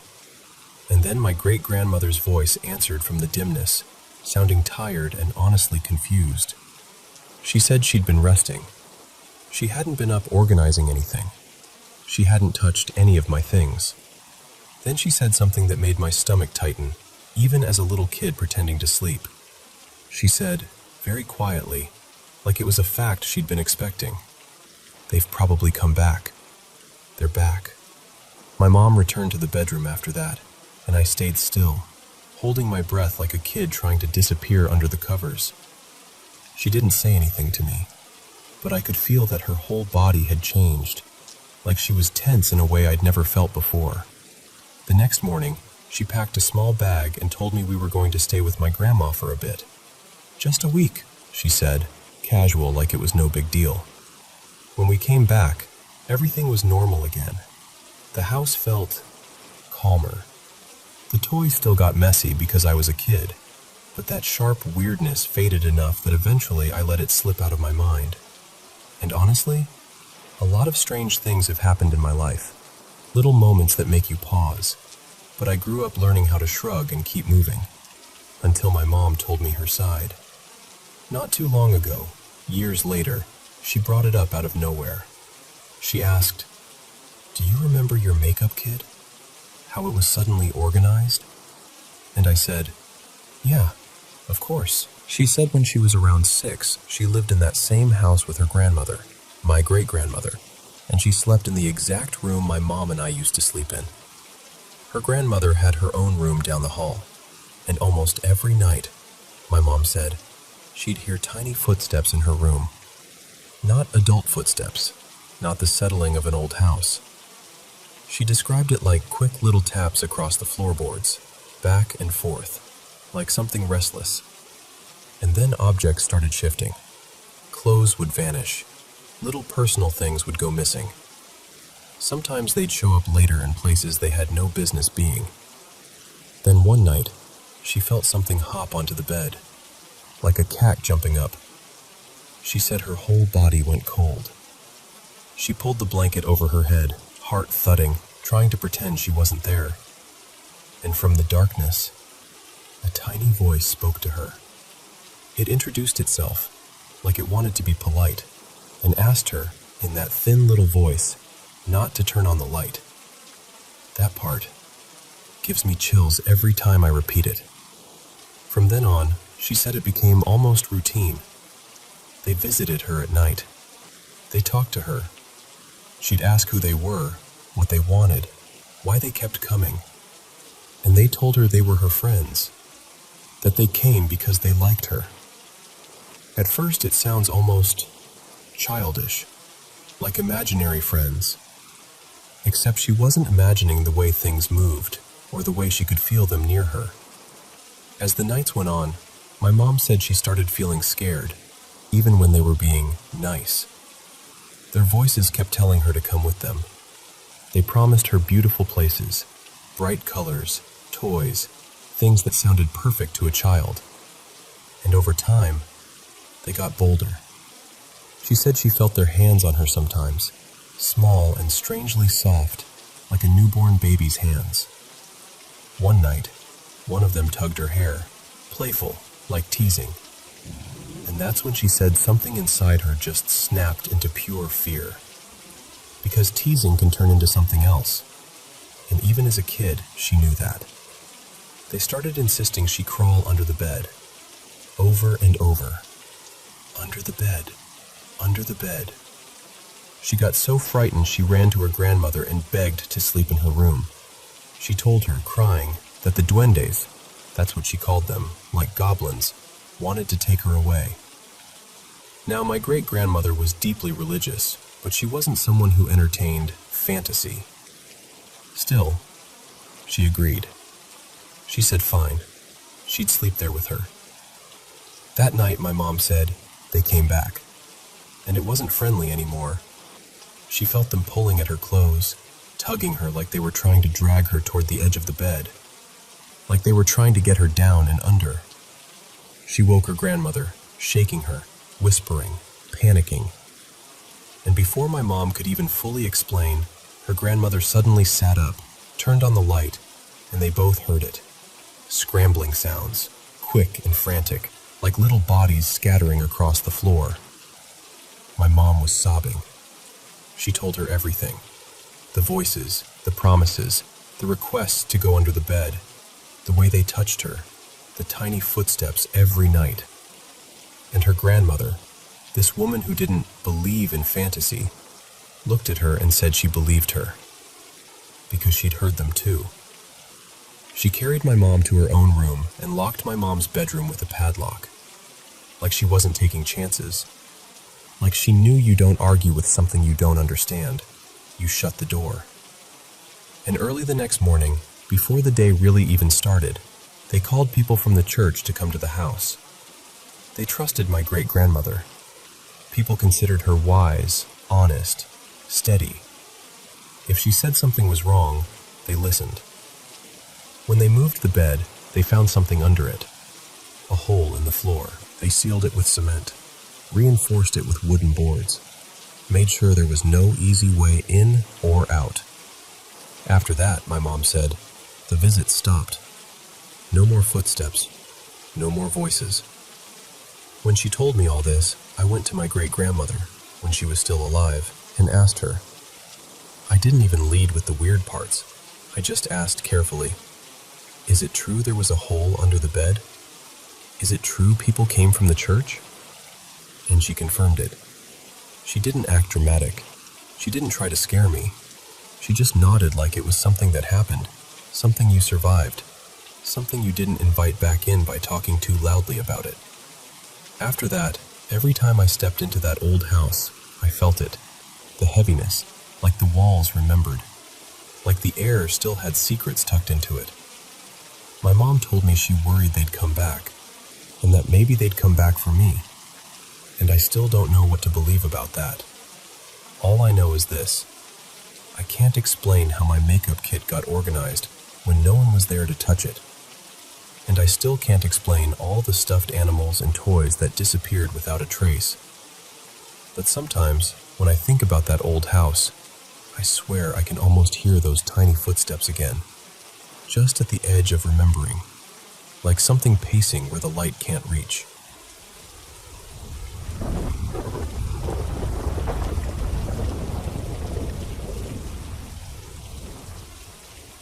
So, I'm originally from Ireland, but I've been living over in Wales for a while now. And honestly, I'd never been the type to chase stories about ancient giants or any of that. I didn't even really know people claimed they'd found giant skeletons until much later. But I've got this one thing that happened to me that I still can't neatly explain, because I didn't just hear about it. I saw it. It was a few years back, maybe 6 or 8 years ago, when I was home visiting. A mate of mine, Declan, was with me, and we'd just been up at the hill of Tara in County Meath. We'd done the usual wandering around, soaking it in, and right before we left, we stopped by the Stone of Destiny, Leah Fall. If you've ever been there, you'll know what I mean when I say the place has a weight to it. Not in a scary way, more like it's humming, quietly. Anyway, we were heading back toward Dublin, driving along the motorway, just chatting away like normal. I remember passing a cluster of caravans parked up on the grassy verge to my left. Just a little roadside setup, nothing dramatic. And then, not long after that, I spotted someone ahead of us crossing the motorway. At first I thought, oh no, Somebody's going to get themselves killed. I eased off a bit, getting ready to brake, because we were moving at motorway speed. But then my brain sort of stalled, because what I was looking at didn't match what I thought I was seeing. The figure was enormous. Not tall guy tall, wrong tall. Like the proportions were human, but scaled up. If I had to guess, I'd say 9 or 10 feet, maybe more. But it's hard to measure something like that when you're driving straight toward it and your mind is trying to catch up. It was maybe a couple 100 meters in front of us, and it was moving unbelievably slowly. Like each step had weight in it. Heavy, deliberate. Head bowed. Long, dark hair hanging down. Declan went quiet beside me, and then he said, really sharply, "Watch it. Be careful." And that's the thing. He saw it too, without me prompting him. Same moment, same urgency. As we got closer, I could make out what it was wearing, or what I think it was wearing. Some kind of long, dark garment that hung down near the knees, but it didn't look like a cape. More like a heavy top or coat, and underneath that it was hard to see anything. No clear glimpse of skin, which sounds odd, but that's exactly how it registered.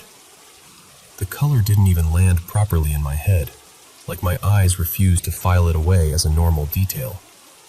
The daylight was clear. No mist, no rain, nothing that would make you misread shadows.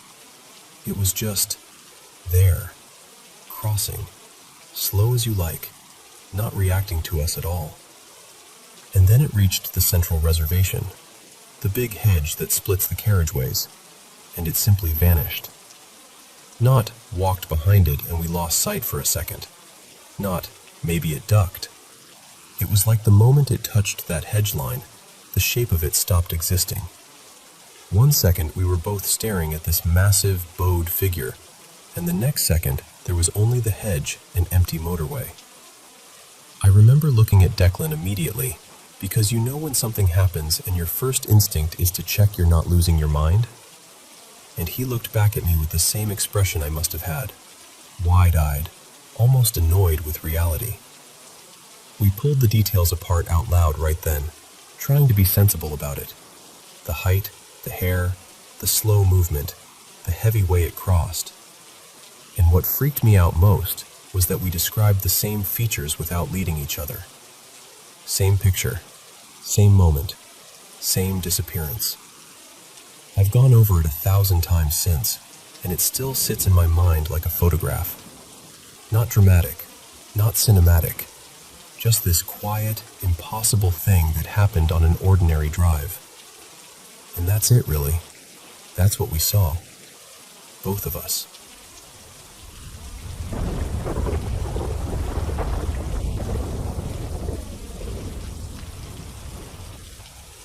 So, I don't really know how to explain this without sounding a little dramatic, but I've got to ask, have you ever had that weird, super specific feeling like someone is touching your toes? Like, actually touching them? Because it's happened to me twice now, and my brain keeps trying to file it under normal human things, but it's not cooperating.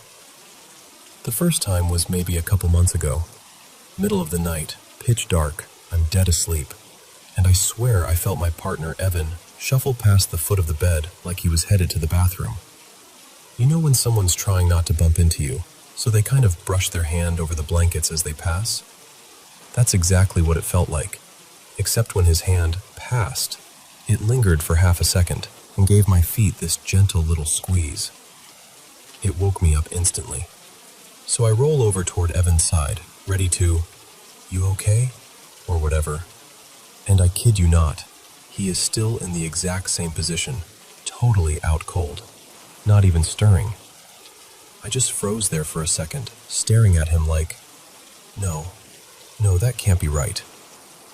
Then I looked toward the doorway. Our bathroom area is kind of its own little space, like a separate room connected to our bedroom. And there was nothing. No movement, no shadow, no sound, just quiet. I sat there trying to convince myself it was a dream, but I was freaked out enough that I scooted my feet closer to him, like I was tucking them into a safe zone, and I basically clung to his arm. And the whole time, my feet had been under the covers, the entire time. Then the second time happened more recently, like last week. Early morning this time.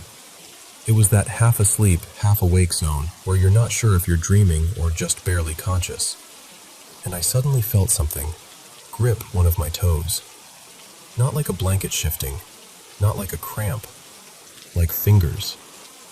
It felt cold and kind of bony, and the grip was almost deliberate, like whatever it was curled around my toe and gently pulled it, just enough to get a reaction out of me. I shot upright so fast my heart was pounding in my throat. And this time there was daylight coming in, so I could actually see the room. I glanced around like a crazy person, checking the floor, the foot of the bed, the doorway. Nothing. Again. And here's the part that keeps messing with me.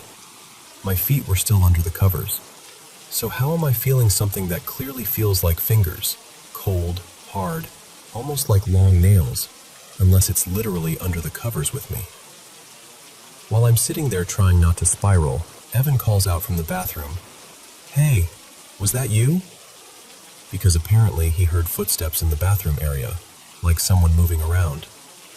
But I was in bed, completely still, sitting straight up, staring at nothing. And the layout makes it worse, because my side of the bed is closest to the entrance of that bathroom space. But you can't really see into it unless you actually get up and look. So it's not like I could just glance over and feel reassured. What's throwing me is, I'm not usually someone who feels super vivid physical stuff in my sleep. I've had sleep paralysis before. I've dealt with night terrors off and on. So part of me is like, okay, maybe this is my brain doing that real feeling thing again. But then there's this older memory that pops up and makes me side-eye everything.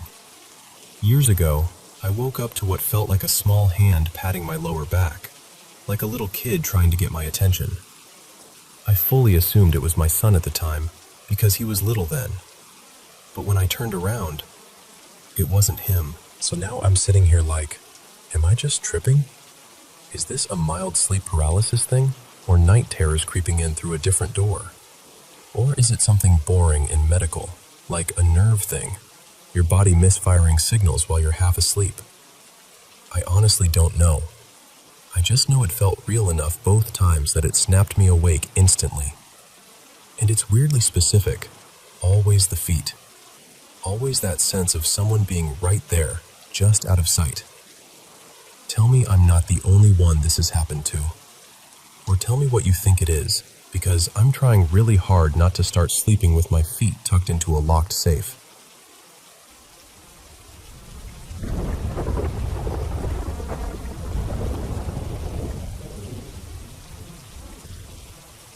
So, this is one of those stories I still feel a little weird telling, because even now, I don't have a clean explanation for it. Back then, I was a teenager, maybe 15 turning 16, and I was living with my parents in this cramped apartment tucked deep inside a narrow alley.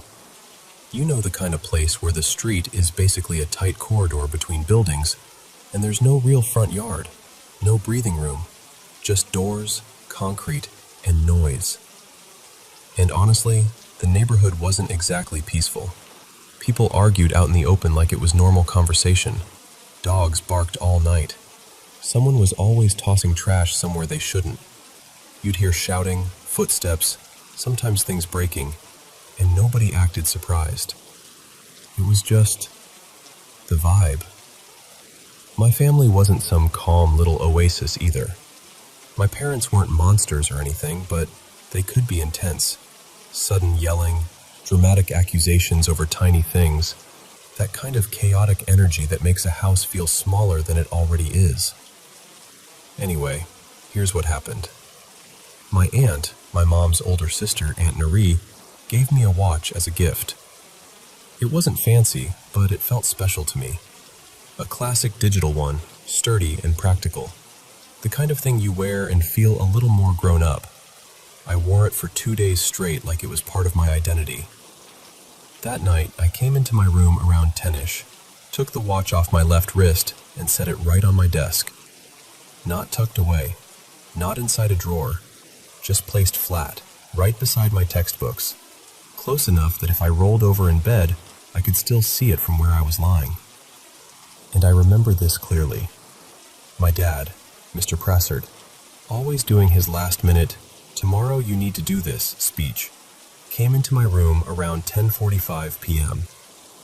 He stood in the doorway, reminding me about chores and school stuff, and he absolutely saw me put the watch on the desk.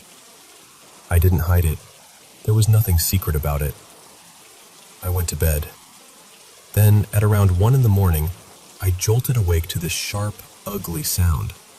Water splashing hard onto the floor, like a sudden pouring, not a drip. My air conditioner had malfunctioned. It was the middle of summer, the kind of night where the heat sticks to your skin, and of course the one thing keeping the room livable decides to break at the worst possible moment. So I sat up, half panicked, already annoyed, and I glanced at my desk. And my watch was gone. Like, gone. I remember freezing for a second, because my brain tried to do that thing where it assumes you're just sleepy and confused. So I leaned forward, blinking, scanning the desk. Books were there. Pens were there. My notebook. A cup. Everything normal. No watch. And here's the part that makes my stomach tighten even now. My bedroom door had been locked. I flung the blanket off, checked the desk again, checked under the books, swept my hand along the surface like maybe it slid into some invisible crack. Nothing. I checked the floor, under the bed, inside the pillowcases, even between the mattress and the frame, like that makes any sense at 1 in the morning. Then I yelled for my parents. They came in, my mom, Mira, grumpy and confused, and my dad looking irritated until he saw my face. I tried to keep my voice steady while I asked them straight out if either of them had come into my room and moved it. Both of them said no. I kept pressing. I know how that sounds, but I really did. I asked again and again in different ways, like maybe someone would suddenly admit, "Okay, fine, I took it to teach you a lesson," or "I moved it so it wouldn't get wet," or anything. But there was nothing. My dad even looked genuinely baffled and said something like, "Are you sure you didn't put it in your school bag?" I said no, because I was sure. Still, I grabbed my bag and dumped everything out. Books, papers, old wrappers, random pens, like I was trying to prove it to him and to myself at the same time. No watch. So for the next hour, it was this ridiculous scene. Us mopping up water from the busted air conditioner, moving furniture, searching drawers, checking corners, sweeping hands along the desk and shelves, shining phone lights under the bed. My mom started accusing me of misplacing it. My dad looked like he wanted to solve it, but didn't know what he was even solving. And the whole time, the door stayed locked. The room hadn't been entered in any normal way. The watch had been right there, visible, obvious, confirmed by another person, and then it just wasn't. Eventually, exhausted and frustrated, we stopped. We said we'd look again in the morning with fresh eyes. But morning didn't help. Days didn't help. Nothing helped. That watch never showed up again. Not in a drawer, not in a pocket, not under the bed, not behind the desk. No broken strap, no battery cover, no trace like it had been stolen or dropped or thrown. It's such a small thing, right? Just a watch. But that's what makes it creepier to me, the casualness of it. Like something reached into a locked room, picked up one ordinary object, and removed it from reality. And no matter how many explanations I try to force onto it, there's always this cold little gap where the answer should be. Because I can handle losing things. What I still can't handle is how cleanly it vanished.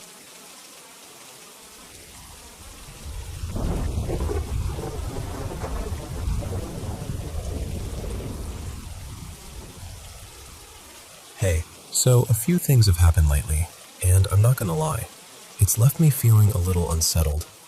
I've been trying to make sense of it, but the timing and the way it all connects, it's confusing. And I guess I'm just hoping that saying it out loud will make it feel less weird. So, the first thing that really stands out happened a couple months back. I was in bed, doing my usual thing where I leave the TV on low because it helps me drift off. I remember getting drowsy, like that in-between place where you're not fully asleep, but you're not fully awake either. And then suddenly, I felt this heavy pressure around me, like an actual weight settling over my body. It wasn't just in my head. My mattress dipped, like something was pushing down into it. The pressure was strongest around my lower back, and then it started shaking me, almost like the force was coming from inside that spot. My eyes snapped open immediately, and I was completely frozen. I didn't even want to turn my head. I know that sounds dramatic, but I was so freaked out that I couldn't make myself look around the room. I just lay there, wide awake, staring straight ahead, trying to convince myself it would stop. It did stop. Eventually. And I'm okay now, like I'm not spiraling over that moment every day. But back then, it messed with me for a while. I slept weird for days after, always half expecting it to happen again. Then there was last night, well, technically early this morning. I woke up from this dream that felt way too real. In the dream, I was being told I had 2 weeks left to live. Not in a vague, symbolic way, more like someone was stating it like a fact. It was vivid enough that when I woke up, my chest felt tight, like the fear had followed me out of the dream. And to be fair, I've been carrying a lot lately. Since losing my dad, death has been on my mind in this constant, exhausting way. Like grief rewires your brain and suddenly everything you think about circles back to endings. So I don't know if the dream was my mind processing stuff or something else, but it shook me. This morning, I told my mom, Marina, about it while she was making coffee. And the second I said it, she got this look on her face like, okay, I need to tell you something too. She said that recently, while she was putting some things away, she caught something in the corner of her eye, like a person-shaped figure moving past the living room window. She didn't see a face or anything, just the motion. Enough to make her stop and stare and wonder if someone had walked by outside, even though it didn't make sense. And then she told me about something that happened the day before at her friend's place. Her friend Tessa, who just had a baby. Mom said she'd been in the nursery with the newborn for a while, just sitting quietly, helping out, letting Tessa get a breather. And after about 15 minutes, Tessa suddenly called out from the hallway like, "Did you just walk past the room?" Even though Mom hadn't moved, she was still right there with the baby the entire time. That's the part that keeps sticking with me, how these things seem to cluster. Like we'll have a stretch where multiple odd things happen close together, and then it'll go dead quiet for a while, like nothing ever happened. And then there was this whole period where we both kept hearing whistling. Not just a quick sound, like actual whistling that went on long enough that you'd pause and listen and think, okay, what is that?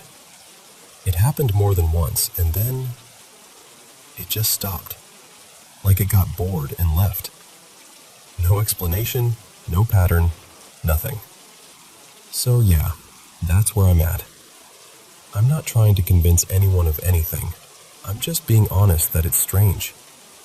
And with grief already making everything feel heavier, these moments land harder than they normally would. I guess I just want to understand, are these just stress and sleep and loss playing tricks on us? Or is it normal for weird stuff to happen in waves like that? Because it's the silence afterward that almost freaks me out more, like you're waiting for the next thing to drop.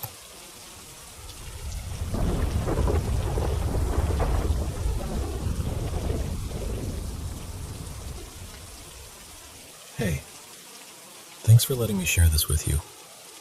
I'm going to tell it like I'd tell a friend sitting across from me, because that's honestly the only way I know how. So, I lost my dad this spring, early April, and even saying that out loud still feels strange, like my mouth doesn't want to form the words all the way. It's been a heavy season for a lot of people, and grief kind of stacks on top of everything else the world keeps throwing at us. For as long as I can remember, my mom would say to my dad, half joking, half dead serious, "If you ever go before me, you better come back and let me know you're okay." And my dad, with that little confident smile of his, would promise, "I will. I'll find a way." But his death, it wasn't how we expected. Not even close. He'd been unwell for a long time, close to a year of appointments where something just kept getting missed, brushed off, delayed. You know that feeling where you're trying to explain, "No, this is not normal," and you can tell you're not being taken seriously? That. Over and over. Until one day, it got so bad we called an ambulance because he could barely function. 13 days. That's all he had in the hospital. A brain tumor. And the way it moved through him was cruel, like it stole pieces of him in chunks. The hardest part is how fast it all turned. One minute you're thinking, okay, we're here now, they'll help. And the next you're realizing you're standing on the edge of goodbye. My mom stayed with him for his last day and a half, more than 30 hours, barely leaving his side. She was exhausted, but she wouldn't go. She just kept holding his hand, talking to him, telling him everything she needed him to know. Then a chaplain, an older man, soft voice, came into the room and asked my mom if he could offer a blessing. And my mom, she surprised even herself with what came out. She said, "I'm angry with God right now. I prayed, and nothing changed." The chaplain didn't flinch. He just nodded like he'd heard that 1,000 times, like anger was also a kind of prayer when you're hurting. He said, "I understand. I can still say a prayer for him, if that's okay." And at that moment, my dad's breathing was awful, erratic, struggling, like his body was fighting a battle it couldn't win. My dad's sister, Aunt Marlene, had just arrived. She stood just outside the doorway, not wanting to crowd the room, but close enough to be there. The chaplain lifted a small cross and rested it gently against my dad's forehead, and he started praying, quiet, steady, like he was smoothing the air. And I swear to you, within seconds, my dad's breathing changed. Not in a he's getting better way, in a shift, a settling, like something unclenched. His eyes opened, just for a moment, and he took one last breath while looking straight at my mom. That's the part that still makes my chest tighten, because it felt timed. Like the room had been waiting for something, like he had been waiting for permission, or peace, or maybe just the right second to let go. I'm not saying I understand what happened. I'm just saying it felt strong, spiritual even, like something you don't have the words to explain, but you know you experienced it. Okay, so that was the first part. Now let me tell you the part that's been sitting in the back of my mind ever since, like a little candle that won't go out. My mom gasped. She actually gasped and said, "Oh my goodness, that is so beautiful. I want one so bad." My dad leaned forward like a kid and went, "That is seriously the coolest thing." A few days later, my dad pulled me aside, all secretive, and was like, "Can you help me find one for your mom? Don't tell her. I want it to be a surprise." So I looked. I searched everywhere I could think of. The fully restored, perfectly working ones were way out of reach, really expensive. But then I found one that looked like it just needed repair. The cage was in great shape. The bird was intact. It just didn't work properly. When you wound it up, the bird would twitch like it wanted to move, but it never sang. It was like it had a memory of being alive, but couldn't quite get there. I told my dad, "This one could be perfect if we fix it. It's basically like a little watch inside, delicate but fixable." So he bought it, and my mom loved it immediately, even though it didn't work. It sat in their house for years, more like a promise than an object. Every so often, my dad would say, "I'm going to get it repaired. I'm going to make it sing." And my mom would roll her eyes and smile like, "Sure you are." But it never happened. Not until a couple months ago. My mom told me she was walking past it one day and had this sudden weird urge to try it again. Not a logical thought, more like a nudge. Like, "Go on, wind it." So she did. And listen, after all those years of barely doing anything, the bird popped up like it had been waiting. It flapped its wings, it turned its head, and it sang, fully, clearly, like it had been repaired by invisible hands. My mom just stood there, staring at it, and then she started crying. Because what do you do with that? After all those years of my dad promising he'd make it work, it decides to work now, when he's gone, when she's missing him the most. And I keep circling back to that promise he made, the one he made jokingly, but also not joking. "I'll come back and let you know I'm okay." So was it just coincidence? Some stuck gear finally loosening at random? Maybe. But it's hard not to wonder, especially after watching him open his eyes at the exact moment my mom needed that last look. If this was his way of keeping his word in the only way he could, not the way we pictured, but a way. And honestly, I hope it was. Because if love can leave messages, small ones, gentle ones, wrapped in feathers and brass and a song, then I'd like to believe he found his way back to say, "I'm here. I'm okay. I'm still with you."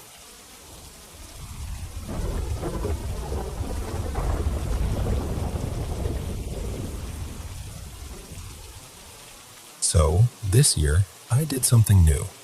I built my very first ofrenda for Dia de los Muertos. Just a small one, nothing fancy. A few photos, a candle, some marigold-looking flowers I grabbed at the store, and little offerings for a couple of our grandparents, Abuela Rosa and Grandpa Mateo. Honestly, the biggest reason I did it was for my toddler, Luisa. She's at that age where she asks a million questions, and I wanted her to know the names and faces of the people who loved our family before she ever got here. I thought it would be sweet, grounding, a way to keep them close. But ever since then, I don't know, things have felt a little strange around the house. Not like full-on horror movie strange, just weird enough to make you pause and go, "Wait, what was that?" A few days ago, I was in our bedroom rocking my 3-month-old, Nico. It was one of those quiet moments where the whole house feels like it's holding its breath. Luisa was stretched out on my bed with her tablet, totally absorbed, and I was half scrolling my phone while rocking the baby, basically running on autopilot. Our room is close to the laundry area, and that little hallway connects straight to the garage door. You have to pass through the laundry room to get into the garage, so we hear everything. The washer, the dryer, footsteps, anything. And I swear I heard the garage door open. Not just a little creak, the full sound. The click, the lift, the heavy roll. Immediately both dogs, Pepper and Churro, jumped up and sprinted into the bedroom like, "Oh, he's home." They only do that for my husband, so I called out, "Eli, that you?" No reply. No footsteps, no keys, nothing. I sat there for a few seconds, frozen, because you know that feeling, when you're expecting someone to appear any second. And then my brain kicked in like, "Okay, go check. Right now." So I stood up, still holding Nico, and walked to the laundry room fully expecting to find my husband standing there. Or, honestly, anyone. But there was nobody. Not in the laundry room, not by the garage door. I even opened the door and looked into the garage, because I thought maybe he'd come in and stepped back out for something. Empty. Just the garage, quiet, still. And I stood there for a second, staring, trying to convince myself I imagined it. Like, maybe it was a neighbor's car door. Maybe the baby monitor crackled. Maybe I'm just tired. Moms are always tired, right? I shook it off. But then today happened. Today I was deep cleaning the bathroom. One of those ambitious, I'm going to get my life together cleaning sprees you start and immediately regret. I had Louisa darting in and out, grabbing everything she wasn't supposed to touch, and Nico needing to be held every 5 minutes. Total chaos. At one point, Louisa started digging into my makeup like it was treasure. So I decided, okay, we're done in here. I scooped up both kids, took them out to the living room, and closed the bathroom door behind me so I could come back later and finish once Eli got home. And I didn't even check whether Pepper and Churro followed us out, because I was just juggling everything. Baby, toddler, bottles, wipes, the whole circus. I sat down on the couch to feed Nico, and that's when I heard it, scratching at the bedroom door. That specific scratch, scratch, scratch that means, hey, I'm trapped, let me out. So I told myself, okay, 10 minutes. Feed the baby, then go let the dog out. Louisa was on the floor by my feet, reading books, mostly flipping pages and narrating in toddler language. Nico was eating, getting sleepy, his little eyelids fluttering. About 10 minutes later, he falls asleep mid-feed, so I get up and walk him to the nursery to lay him down. And both dogs follow me. Both. Pepper and Churro. I stopped in the hallway like, wait, because I was sure one of them was stuck in the bedroom scratching at the door. And there was no way Louisa let them out. She can't open doors yet. She can barely open a fruit snack. So I walked straight to my bedroom door. It was still closed.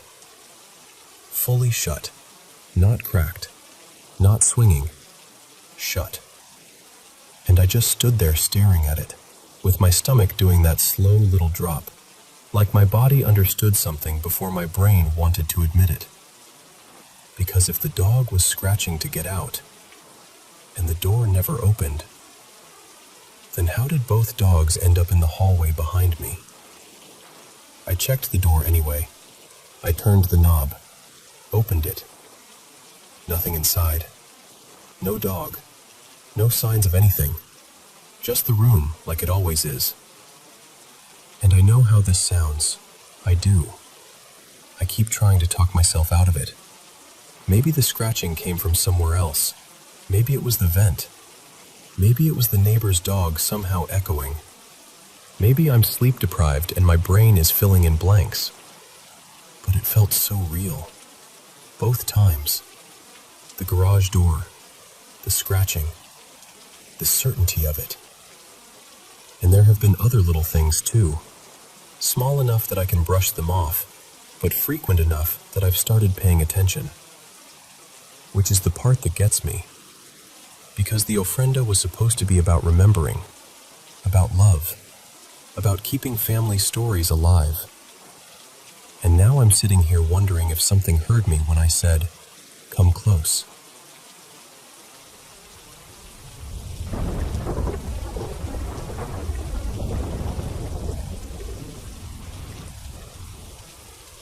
Okay, so I need to tell you what's been happening because I'm honestly at the point where I don't know if I'm being overdramatic or if something in this place is genuinely wrong. First, there are these tiny little pinholes all over my apartment, like everywhere. Along the baseboards, near the closet door, even sprinkled along the wall by my kitchen light. They're so small you'd miss them if you weren't looking, but once you notice one, you start seeing them non-stop. And I've lived in apartments before. This isn't normal wear and tear. It looks like someone took a needle and just kept going. And then there's the sound.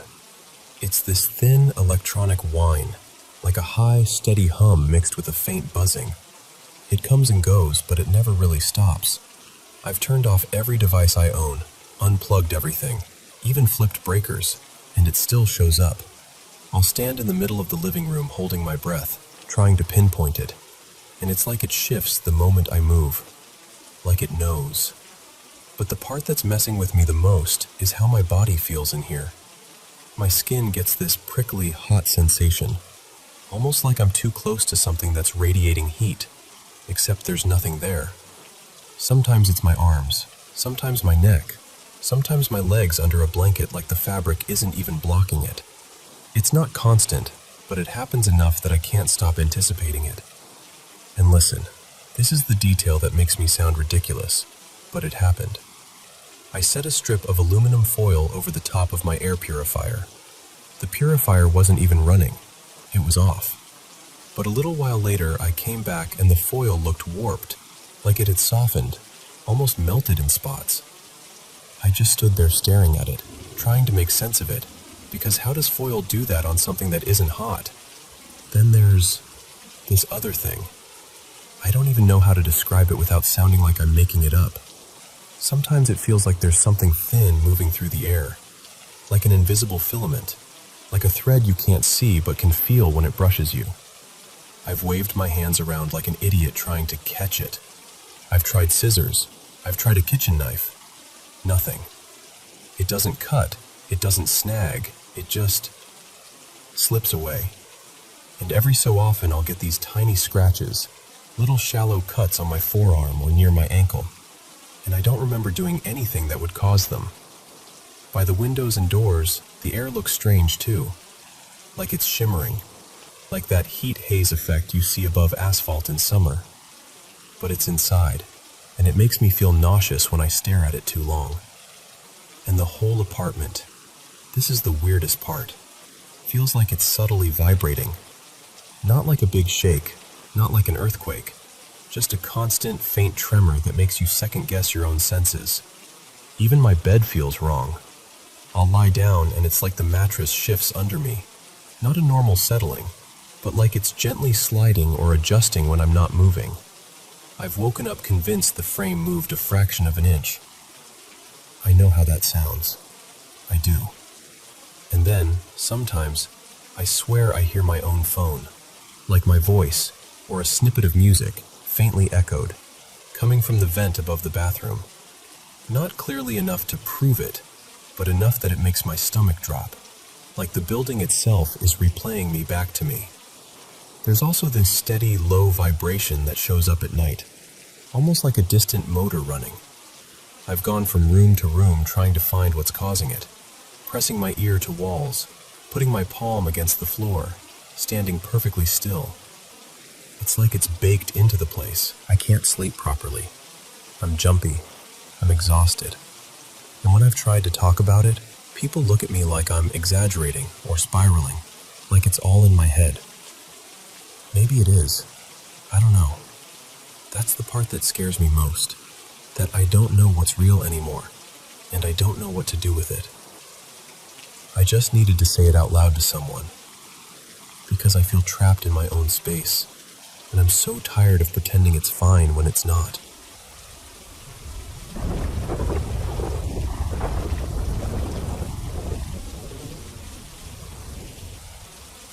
So, let me tell you something that's been sitting heavy in my mind. About 5 or 6 months ago, my dad and I took this trip out to a small village, one of those places where the roads get quieter the farther you go, and the air smells like dust, grass, and animals. We were there because of this woman people kept whispering about. A fortune teller. The kind everyone talks about like she's half myth, half neighbor. When we got there, we immediately saw the house. It didn't look special from the outside, just a regular home, but in front of it, a crowd. People gathered like they were waiting for a concert.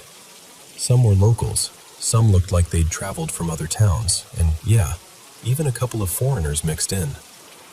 Behind the house, I noticed a backyard with cows and a few other animals wandering around, like the whole place was just living its normal life, while all of us stood there holding our breath. We waited a long time, nearly 2 hours. I remember it being midweek, maybe a Tuesday, maybe a Wednesday, and someone in line casually mentioned she doesn't do readings on Mondays or Saturdays. No explanation, just, those days are closed, like it was a rule of nature. Eventually, it was our turn. We stepped inside, and the house felt dim and still, quiet in a way that makes you lower your voice without thinking. We sat down, and she looked at us like she already knew why we were there. She smiled, said something simple like, "Come in, you're welcome," and then she reached for this old book. The pages were packed with strange writing, symbols, lines, things I couldn't make sense of. She opened it like it wasn't a book at all, more like a door. And then she started talking. At first, it was broad, the way you'd expect. But then she looked straight at me and said, softly but clearly, "You have a long road ahead. You're going away, far away, outside this country." My stomach dropped because that wasn't some random guess. I already knew I was planning to go to Europe in about 8 or 9 months. I hadn't been announcing it to everyone. It was real, it was in motion, and hearing it from her mouth made it feel exposed. But she wasn't done, not even close. She tilted her head a little and said, "There's a girl in your life, and I don't like the direction that connection is taking. You've promised her you'll take her with you. Take her to Europe." And I swear to you, my whole body went cold. Because yes, that was true. And the worst part? My dad was sitting right there beside me. And I had never said a word about that promise. Not to him. Not to anyone. It was one of those private things you keep tucked away, like it's safer if it stays unspoken. I didn't even know how to react. I just sat there silent, staring at her, feeling like my thoughts had been picked up and read aloud. Then she said, "You'll be staying with family there, won't you? Relatives." Again, true. Completely true. At that point, I wasn't even listening like a curious visitor anymore. I was listening like someone trying to figure out how they're being watched. She kept going, tossing out details about my life, little things, big things, and it kept landing, one after another. No hesitation, no fishing for clues, just accuracy. After we left, I asked around because I couldn't stop thinking about it. Some villagers told me, really casually, that she speaks with spirits, like it was normal, like they were talking about someone who keeps chickens. Tell her what she needs to know. And here's the part that's messing with me now. In the present, the girl she warned me about, let's call her Mira, we've been fighting lately. Not just small arguments, bad days, heavy ones. The kind where you start wondering if you even recognize the relationship anymore. And every time it gets tense, my mind snaps back to that moment in the village, to that woman's voice, like she planted a sentence inside me, and it's been echoing ever since. She said it months ago, and now it's happening. I keep replaying it like maybe I missed something, like maybe there's a logical explanation hiding in plain sight, but I can't wrap my head around it. I really can't. So I'm asking you honestly, have you ever experienced something like this? Or heard a story that felt this impossible and yet this real? Because I'm sitting here trying to understand how someone could know things I never said out loud. And I don't even know where to start.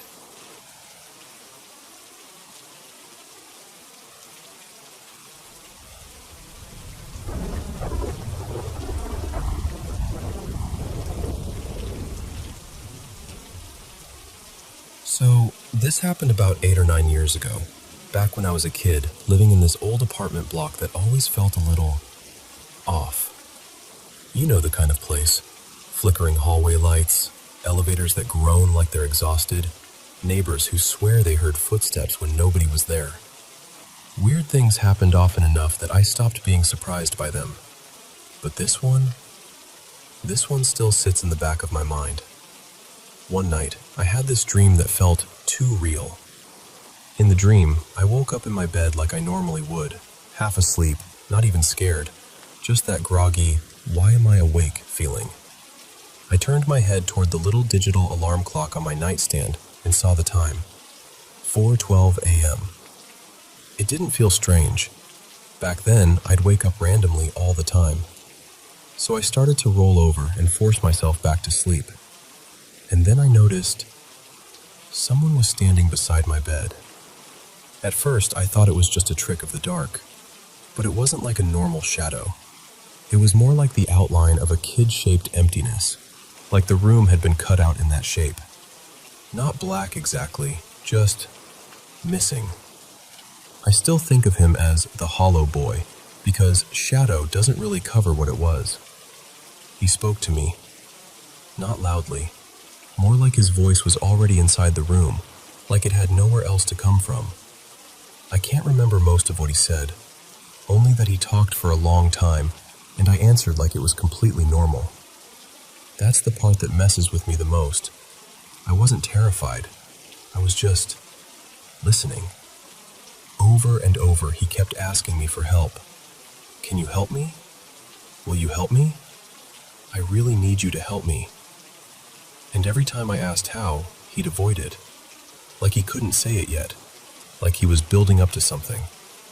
Eventually, that heavy sleepiness started pulling me under again. I remember blinking slowly, feeling myself drift, and I think I even mumbled something like, Okay, what do you want? That's when he finally said it. He asked me, really quietly, like he was afraid I'd refuse, if I could help him find his mom. And honestly, I just wanted the moment to end. I wanted to stop feeling strange and go back to sleep. So I said yes. I didn't think. I didn't ask questions.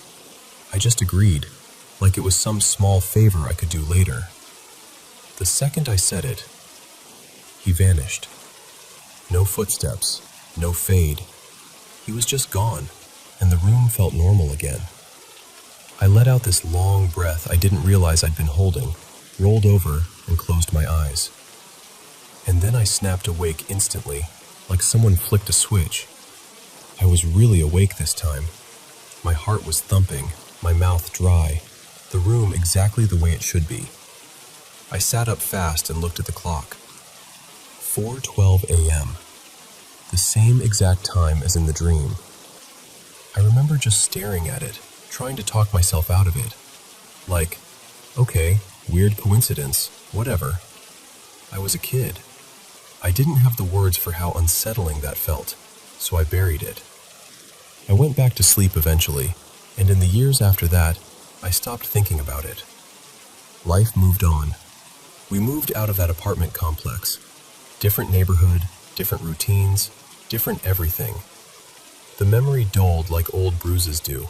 Still there if you press on them, but not something you notice every day. Until a few months ago, I was cleaning out my desk, just doing that mindless sorting you do when you're trying to feel organized.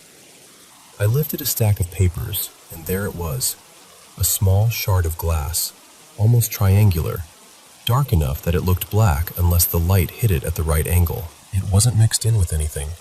It wasn't in an envelope. It was just waiting under the papers, like it had always belonged there. I picked it up without thinking, and the moment my fingers touched it, my stomach dropped. That's the only way I can describe it, like my body reacted before my mind did. My skin went cold. My throat tightened. I felt suddenly nauseous, like something about that shard was wrong. Not sharp wrong. Not careful, you'll cut yourself wrong. More like, don't touch this wrong. And with that wave of unease came the memory. So fast, it was like getting hit. The hollow boy beside my bed. The long conversation I can't fully remember. And my sleepy promise. Yeah, I'll help you. It felt like the shard had tugged that memory out of wherever it had been buried. Ever since that day, I've had this strange pressure in the back of my thoughts. Whenever I remember the hollow boy, I get this sudden urgency. Like I'm late for something. Like I'm running out of time. Like I agreed to meet someone somewhere, and I can't remember where. And the worst part is, I don't even know what I'm supposed to do. I don't know how to find his mom. I don't know what that meant. I don't know if it was just a dream and my brain is stitching things together because the glass freaked me out. But sometimes I catch myself looking at that shard, sitting in a little box now because I can't bring myself to throw it away. And I get this chill that feels almost directed, like someone is trying to pull my attention toward it, like the promise is still sitting there, unfinished. And I don't know why, but I can't shake the feeling that whatever it is, it doesn't want to wait much longer.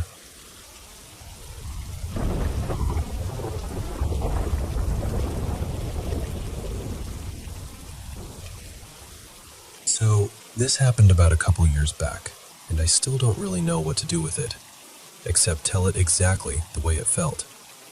My partner at the time had this old black lab named Roxy.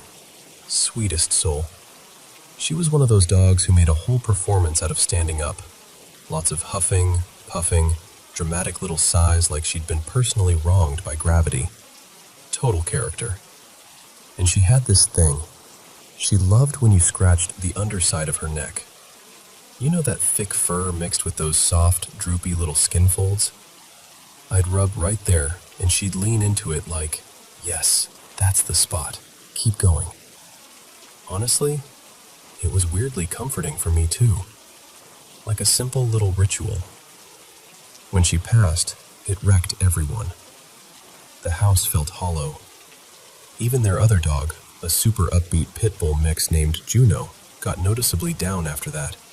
Stopped bouncing around, slept more. Just quiet. It was heartbreaking.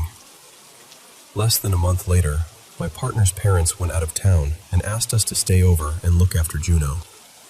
We figured she probably shouldn't be alone in that house so soon after losing Roxy, so we made a weekend of it. First night there, Friday, really late, like around 1 a.m.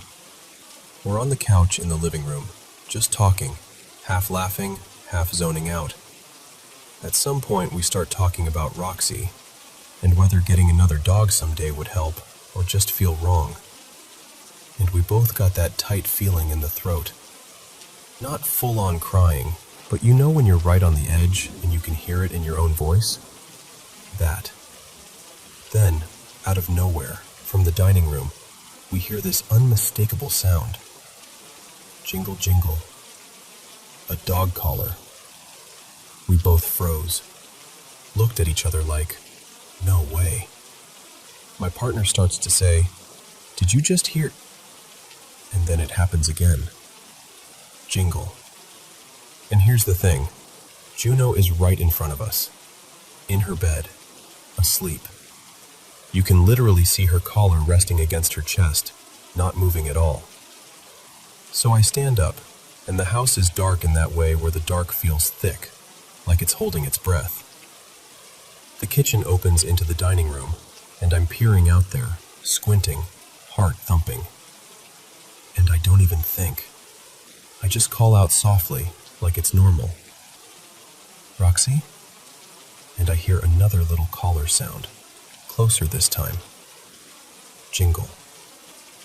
I say her name again, quieter. Roxy. And I swear to you, I could sense something moving in the darkness.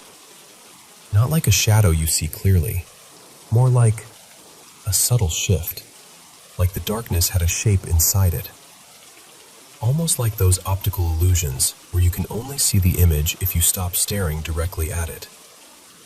It was low to the ground, long-bodied, and it moved with this familiar wobble, this slight limp sway with each step, exactly the way Roxy used to shuffle around when she was old. My entire body went cold hot, cold hot. Without thinking, I crouched down and opened my arms the way I used to greet her, like muscle memory took over.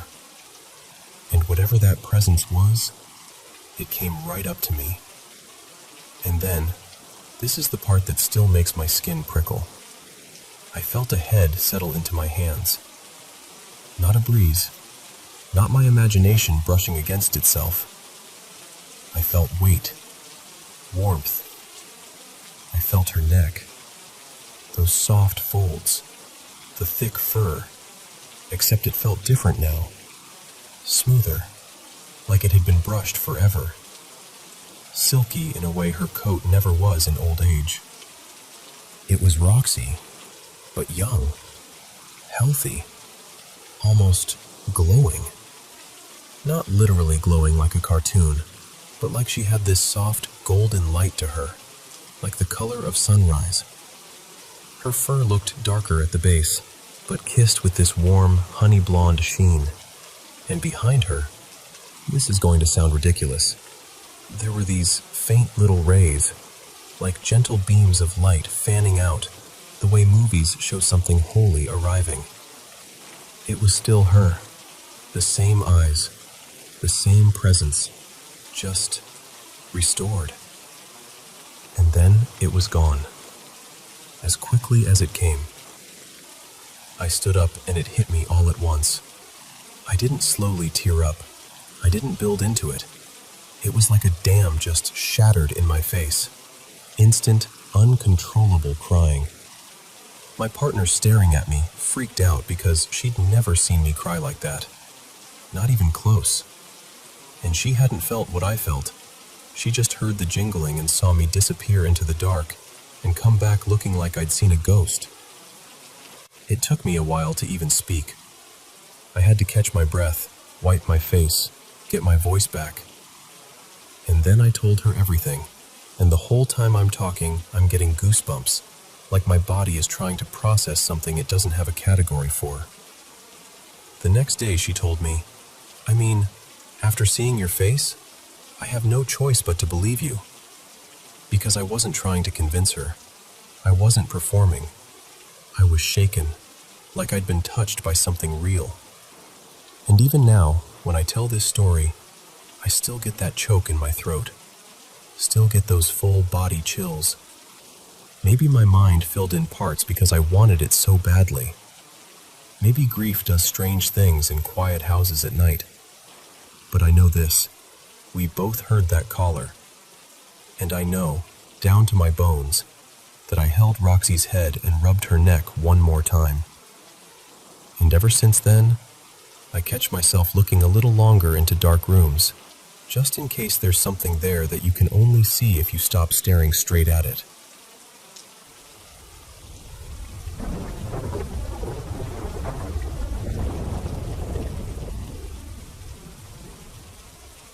So my family has this old cottage out in the Slovak countryside. Well, near there, technically. It's been passed down for ages, the kind of place with uneven floorboards and walls that have heard 100 years of conversations. We go back every summer, like a tradition you don't even question. But here's the thing. Once it gets dark, the whole mood changes. In the daytime, it's cheerful. Sun on the yard, the smell of wood and grass, someone always clanking around with tools. Then night comes, and suddenly nobody wants to step outside. My Aunt Mila won't even take the trash out after sunset. My cousin Roman laughs about it, but even he does that I'm totally not scared speed walk when he has to cross the yard. There's an old story tied to the land. The cottage sits close to a hill covered in forest, and at the bottom there's a narrow stream. Locals have this belief that during the plague, back when people didn't have time for proper burials, bodies were taken up toward that hill and left there, like the forest became an unmarked cemetery. I'd heard it growing up, but honestly, I never paid it much attention. Stories are stories, right? Then one summer, we decided to renovate. It was one of those long, dusty, satisfying days. Painting, hauling boards, putting up a new kitchen wall. By evening, the kitchen and living room looked almost new. The rest of my family headed to the smaller wash house across the yard to shower, and it ended up just being me and my mom, Lenka, alone in the cottage. We sat down on the couch, exhausted in that good way, looking around at everything we'd done. And that's when we heard it. A voice, thin and crackly, like it was fighting through static. Like a radio with bad reception, except we don't have a radio there. It came from nowhere, and it was so clear it turned my stomach cold. One word. Zdravo. At first, my brain didn't even grab onto it. I remember blinking and looking at my mom like, "Did you hear that?" And she was already staring back at me with the same exact face. It wasn't yelling. It wasn't whispering either. It was just spoken. Right into the room, like someone had stepped between us for a second and said it. We sat there frozen, replaying it out loud to each other. Did it say... Yes, it said it. And it sounded like an old speaker? Exactly. And the second we fully agreed we'd heard the same thing, knock, knock, knock. 3 knocks on the front door. Not a polite little tap.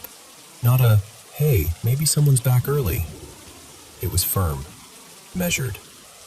Like whoever, or whatever, was on the other side knew we were listening. My mom didn't move. I didn't move. We just sat there, barely breathing.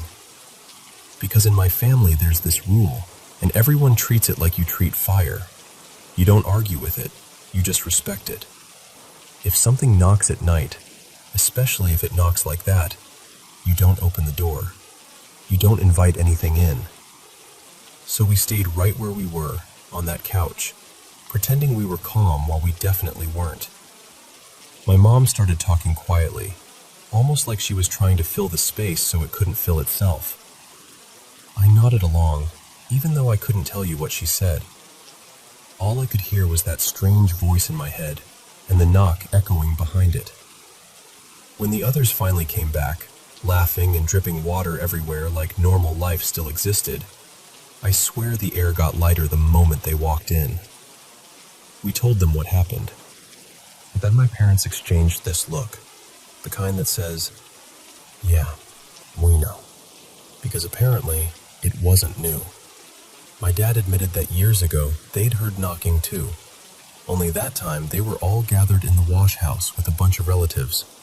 Someone went and opened the door, expecting a neighbor or one of the kids messing around. Nobody was there. No footsteps. No silhouette. Just empty night and the yard staring back. And once you hear that, you start noticing other things. Like the time I was alone in the cottage, lying in the bedroom reading. Completely peaceful. No wind, no drama. And I watched the door start to open, slowly, steadily, like an invisible hand was pushing it. There was a bag on the floor beside the door, and the door kept pressing into it hard enough that the bag crumpled and slid. I told myself it was the old house settling, or maybe the floor was slanted. Later we checked. The floor slopes the other way. If anything, that door should drift shut, not creep open like it had somewhere to be. And then there are the voices. This part is the worst because it's so human. Sometimes my sister and I sleep in the living room, and late at night we'll hear murmuring from the veranda. Not clear words, nothing you can repeat. Just low mumbling, like a conversation happening right outside the glass. Quiet enough that you strain to catch it, but loud enough that you cannot pretend it's just your imagination. And the strangest part? It doesn't happen every night. Most nights are perfectly normal. Crickets, creaky pipes, the usual cottage sounds. But then you get that one night. The strange day. You can feel it long before anything even happens. The air feels heavier. The shadows look too still. Everyone gets weird and jumpy without meaning to. You'll catch yourself thinking, I really don't want to step outside right now, even if you don't have a reason you can explain. It's like the cottage has moods. Like some days it's just an old family home, and some days it remembers everything that came before us. And even after all that, after the voice, the knocks, the door, the mumbling, I still love going back. It's odd, yeah. Unsettling sometimes, sure. But it's also familiar. It's ours. And maybe this is going to sound strange, but none of it has ever felt like it wanted to hurt us. Mostly, it feels like the cottage is just alive in its own way. Like it's reminding you, you're not the first people to sit in this room. You won't be the last. And some things don't leave just because time passes.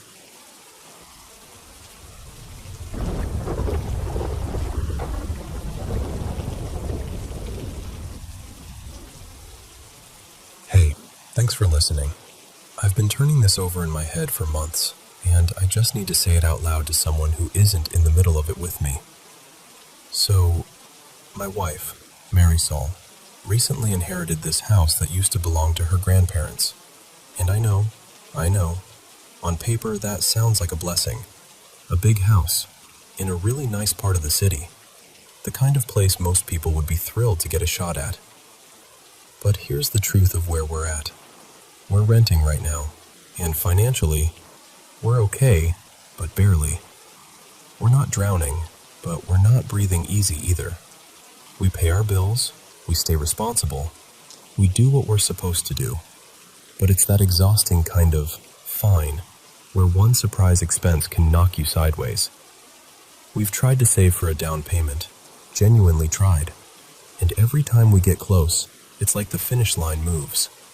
Prices go up, requirements change, and suddenly what we saved isn't enough again. That's how the idea of moving into the inherited house even came up. Now, this house has been for sale forever, more than a decade, with almost no real interest. Eventually, Marisol's family started renting it out instead, and that's where the stories started piling up. Every tenant says the same kind of thing, even if they say it differently. The place is heavy. People feel drained. Arguments happen more. Bad luck follows them. And it's not just spooky, I heard a noise stuff. It's that slow, creeping sense that life starts unraveling when you're there. And the reason people talk like that is because of what happened in the house years ago. About 30-ish years back, give or take, Marisol's aunt, Renata, died by suicide in an upstairs bathroom. From what I understand, it was a gun. I don't know every detail because the family doesn't talk about it much, and I don't push. It's too raw, even all this time later. What I do know is, she was pregnant. That part always hits me hardest. It's one of those facts that just sits in your chest like a stone. Back then, Marisol's grandparents lived there with their 2 daughters. The upstairs bedroom shared that bathroom, the bathroom where it happened. Afterward, everyone tried to keep living like normal people do after something unthinkable. But you can't erase that kind of moment from a space. You just can't. Her grandparents stayed in the house for years after. Her grandfather, Hector, was in his late 80s when he fell down the stairs. People sometimes whisper about that, like the house pushed him.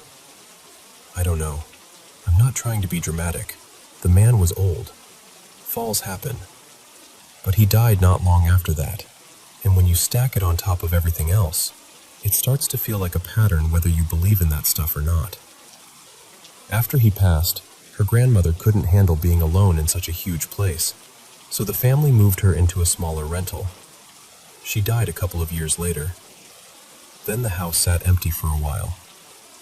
Later, Marisol's mom, Lydia, moved in after her divorce. She lived there for a few years with a partner at the time, and while he didn't pass away inside the house, he did die during the period they were living there. And Lydia, she went through a string of awful things. The one people always mention is that she lost vision in one eye after a corrective eye procedure went wrong.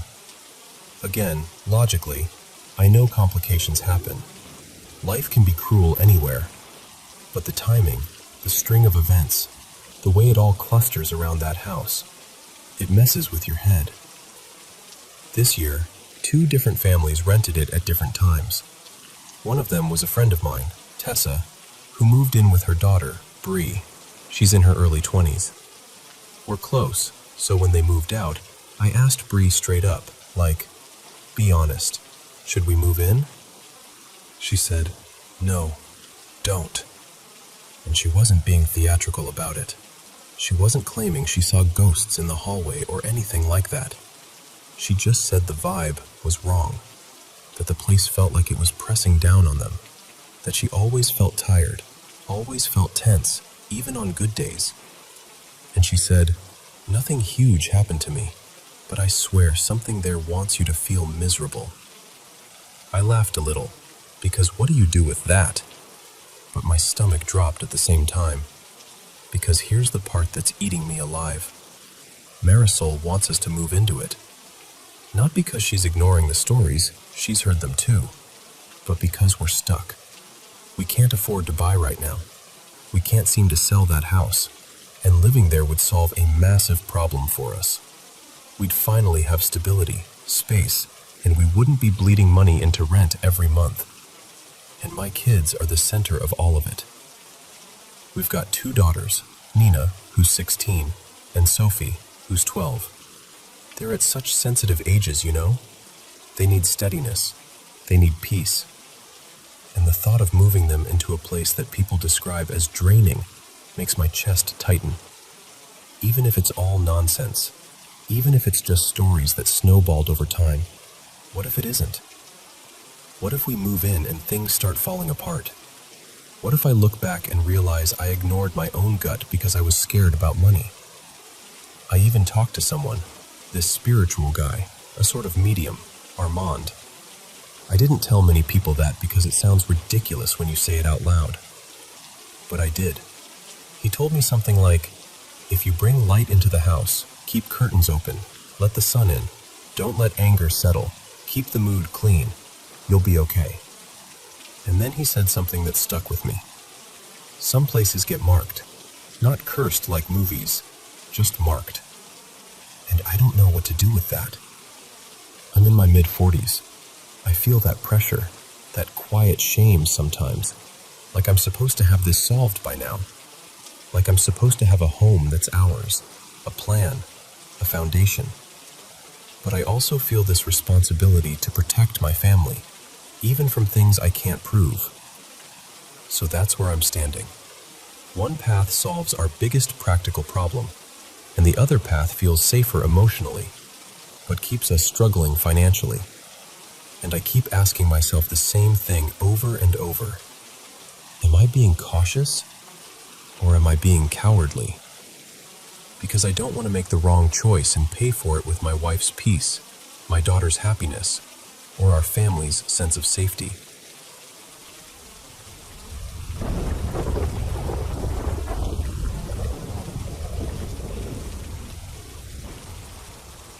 So, I don't usually jump straight to ghost, right? I'm the kind of person who tries to explain everything away first. Drafts, dodgy hinges, my own imagination running wild before breakfast. But this one morning, this one made it really hard. I live in a small market town in northern England, the kind with uneven cobbles and buildings that look like they've been leaning on each other for centuries. On weekends, I do a quick cleaning shift at this pub. Just me, early morning, usually between about 7 and 9. It's always empty, quiet, still. And it's old, like 1600s old. Dark wooden beams, creaky floorboards, heavy oak panels.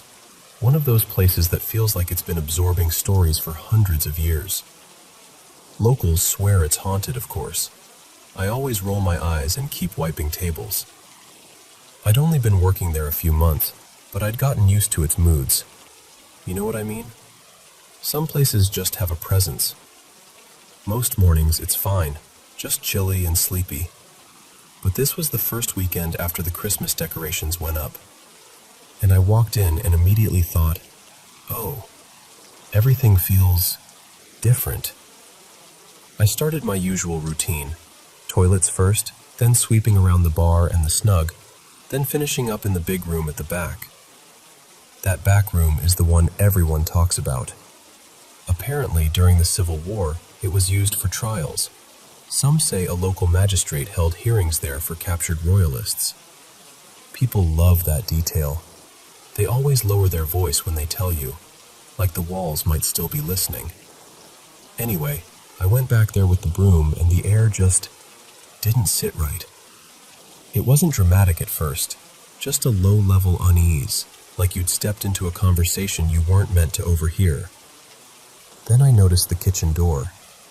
It was slightly open, just a couple of inches, And it shouldn't have been. It has one of those mechanisms that pulls it shut every time. I told myself, maybe someone didn't pull it closed all the way, or maybe a draft, even though the place was shut up. I went into the kitchen, filled my bucket, and when I came back out, I pressed the door until it latched properly. Click. Nice and secure. I tried to shake it off and got on with mopping the bar area. Still, I kept feeling watched. Not like someone's about to jump out, more like that prickly sensation on the back of your neck when you're alone, but your body doesn't believe you're alone. Then it was time to mop the back room. Fresh water, new mop, back I went. And the moment I stepped into that room, I felt it. Like the temperature dropped a notch and the air thickened. The kind of cold that doesn't feel natural, like it's not coming from the windows or the floor, but from somewhere in the room itself. And the kitchen door? Open again. Same amount, just a sliver, like it was politely refusing to stay shut. I stood there staring at it for a second, mop dripping into the bucket, and I remember whispering something stupid like, "Seriously?" As if a draft was being cheeky with me. I started mopping fast, because suddenly all I wanted was to finish and leave. And while I was moving the mop back and forth, I kept getting this heavy feeling from the corner near the old fireplace, like that was where the room's attention was coming from. Like someone was stood there, silent, just present. 5 minutes in, the door shifted. Not slammed, not flung open. And then the Christmas lights strung along the walls did something I still can't comfortably explain. They didn't just flicker. They rippled. Like a wave ran through them. One smooth undulation that traveled all the way around the room, from my side to the far wall. Like the lights were reacting to something passing by. I actually laughed. This short, nervous little laugh. And went, okay, wind. Has to be wind, even though deep down, I already knew it wasn't. I marched over, shut the door firmly, and listened for the latch. Click. I even gave it a small tug to make sure it was caught. Less than a minute later, I heard footsteps. Not creaks, not random settling noises. Footsteps. Steady, paced, the sound of shoes on old boards. They started right near the door. Then they walked past the fireplace. Then along the wall beside me. And then, this is the part that made my stomach drop. They continued out, as if whoever it was simply left the room. I froze with the mop in my hands and followed the sound with my eyes like that would help.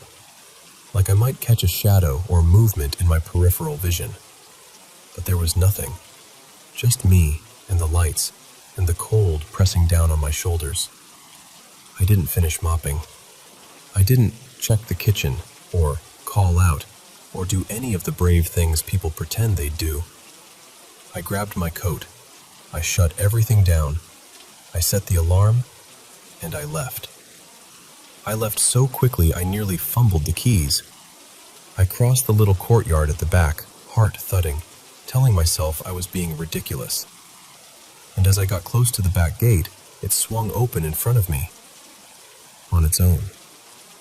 And the second I stepped through, it slammed shut behind me so hard the metal rattled. I stopped and stared at it, breathing like I'd been running. And the thing is, it wasn't windy, not even a bit.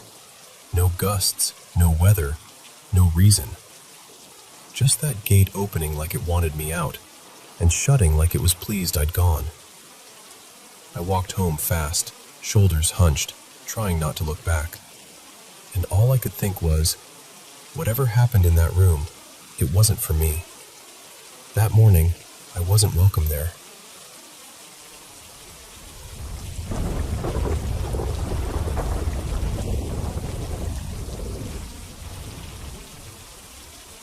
So, I moved into this apartment at the very end of October with two of my friends, Noah and Camille, and we were honestly just excited to have our own place together. New-ish building, clean hallways, Nothing creepy about it. Or at least, that's what we thought. About 2 weeks after we moved in, I was standing at the sink washing dishes, half zoning out, when I heard it. Our front door handle moving. Not the door opening, just that very specific sound of the handle turning, like someone's about to come in. I froze with my hands still in the soapy water and waited for the usual follow-up. Keys jingling, the lock clicking, the door swinging open, one of my roommates calling out, "Hey, I'm home." But nothing. 5 seconds passed, then 10. Just dead quiet. At first I tried to be logical. Our neighbor's door is right next to ours, so I told myself I must have mixed up the sound. But later that day, I heard the neighbor actually leave. Door opening, door shutting. The heavy fire door down the hall slamming like it always does. And the weird part is, that hallway noise is usually kind of muffled from inside our place. This sound earlier, it was right there, like it came from our own door. After that, it didn't stop. Weeks went by, and all three of us would hear it. Sometimes a few times a week, sometimes nearly every day. Always just the handle. Never the lock. Never footsteps. Never the door opening. And because our front door always stays locked, and we each have our own keys, it made even less sense. Then it started happening with the other door too. The one that leads from the living area into the corridor where our bedrooms are. Sometimes it sounded like that handle was being tested, like someone was trying to slip into the hallway quietly. And then came the moment that made my stomach drop. A couple nights ago, Noah was going back and forth between his room and the hallway, unpacking and moving things around. Camille and I were in my room with the door mostly closed, just chatting. Suddenly Noah comes in and goes, "Okay, you're not going to like this." He said he watched the corridor door handle go down, slowly, like an actual hand was pressing it. Then the door eased shut on its own, and then the handle lifted back up like normal. We immediately started doing the usual scrambling, checking windows, blaming drafts, blaming pressure changes, blaming literally anything that made sense. But it was cold out, so the windows were shut tight. No air moving, no fan on, nothing. And Camille and I had been in my room the whole time, nowhere near the hallway. Last night was worse. It was around 11 p.m., and Camille and I were still in my room. The apartment was quiet, the kind of quiet where you can hear the fridge cycling on and off. And then we heard it. Handle down. Then again. Then again. 3 times total, but spaced out in a way that felt deliberate. First, there was about a minute between the first and second, then only about 15 seconds before the third one, like whatever it was decided to get impatient. We just stared at each other in silence, not even speaking, like if we made noise it would somehow make it more real. And this morning around 10, we heard it so loudly, so clearly, that both of us instantly thought Noah must have come home. That exact "someone's here" sound. But he wasn't. The part that keeps messing with my head is that this isn't some ancient creaky building where you can blame settling wood and rattling pipes. The whole complex is relatively new, built sometime in the mid-2010s. The doors are solid. The hardware feels modern. It's not the kind of place that acts old. So now we're stuck with this weird routine where we'll be sitting around, perfectly normal evening, and then, out of nowhere, one of us will go quiet and tilt our head like, "Did you hear that?" Because we always do. And the worst part is how familiar the sound has become. Like our apartment has started reminding us, gently but consistently, that someone, or something, keeps trying the doors.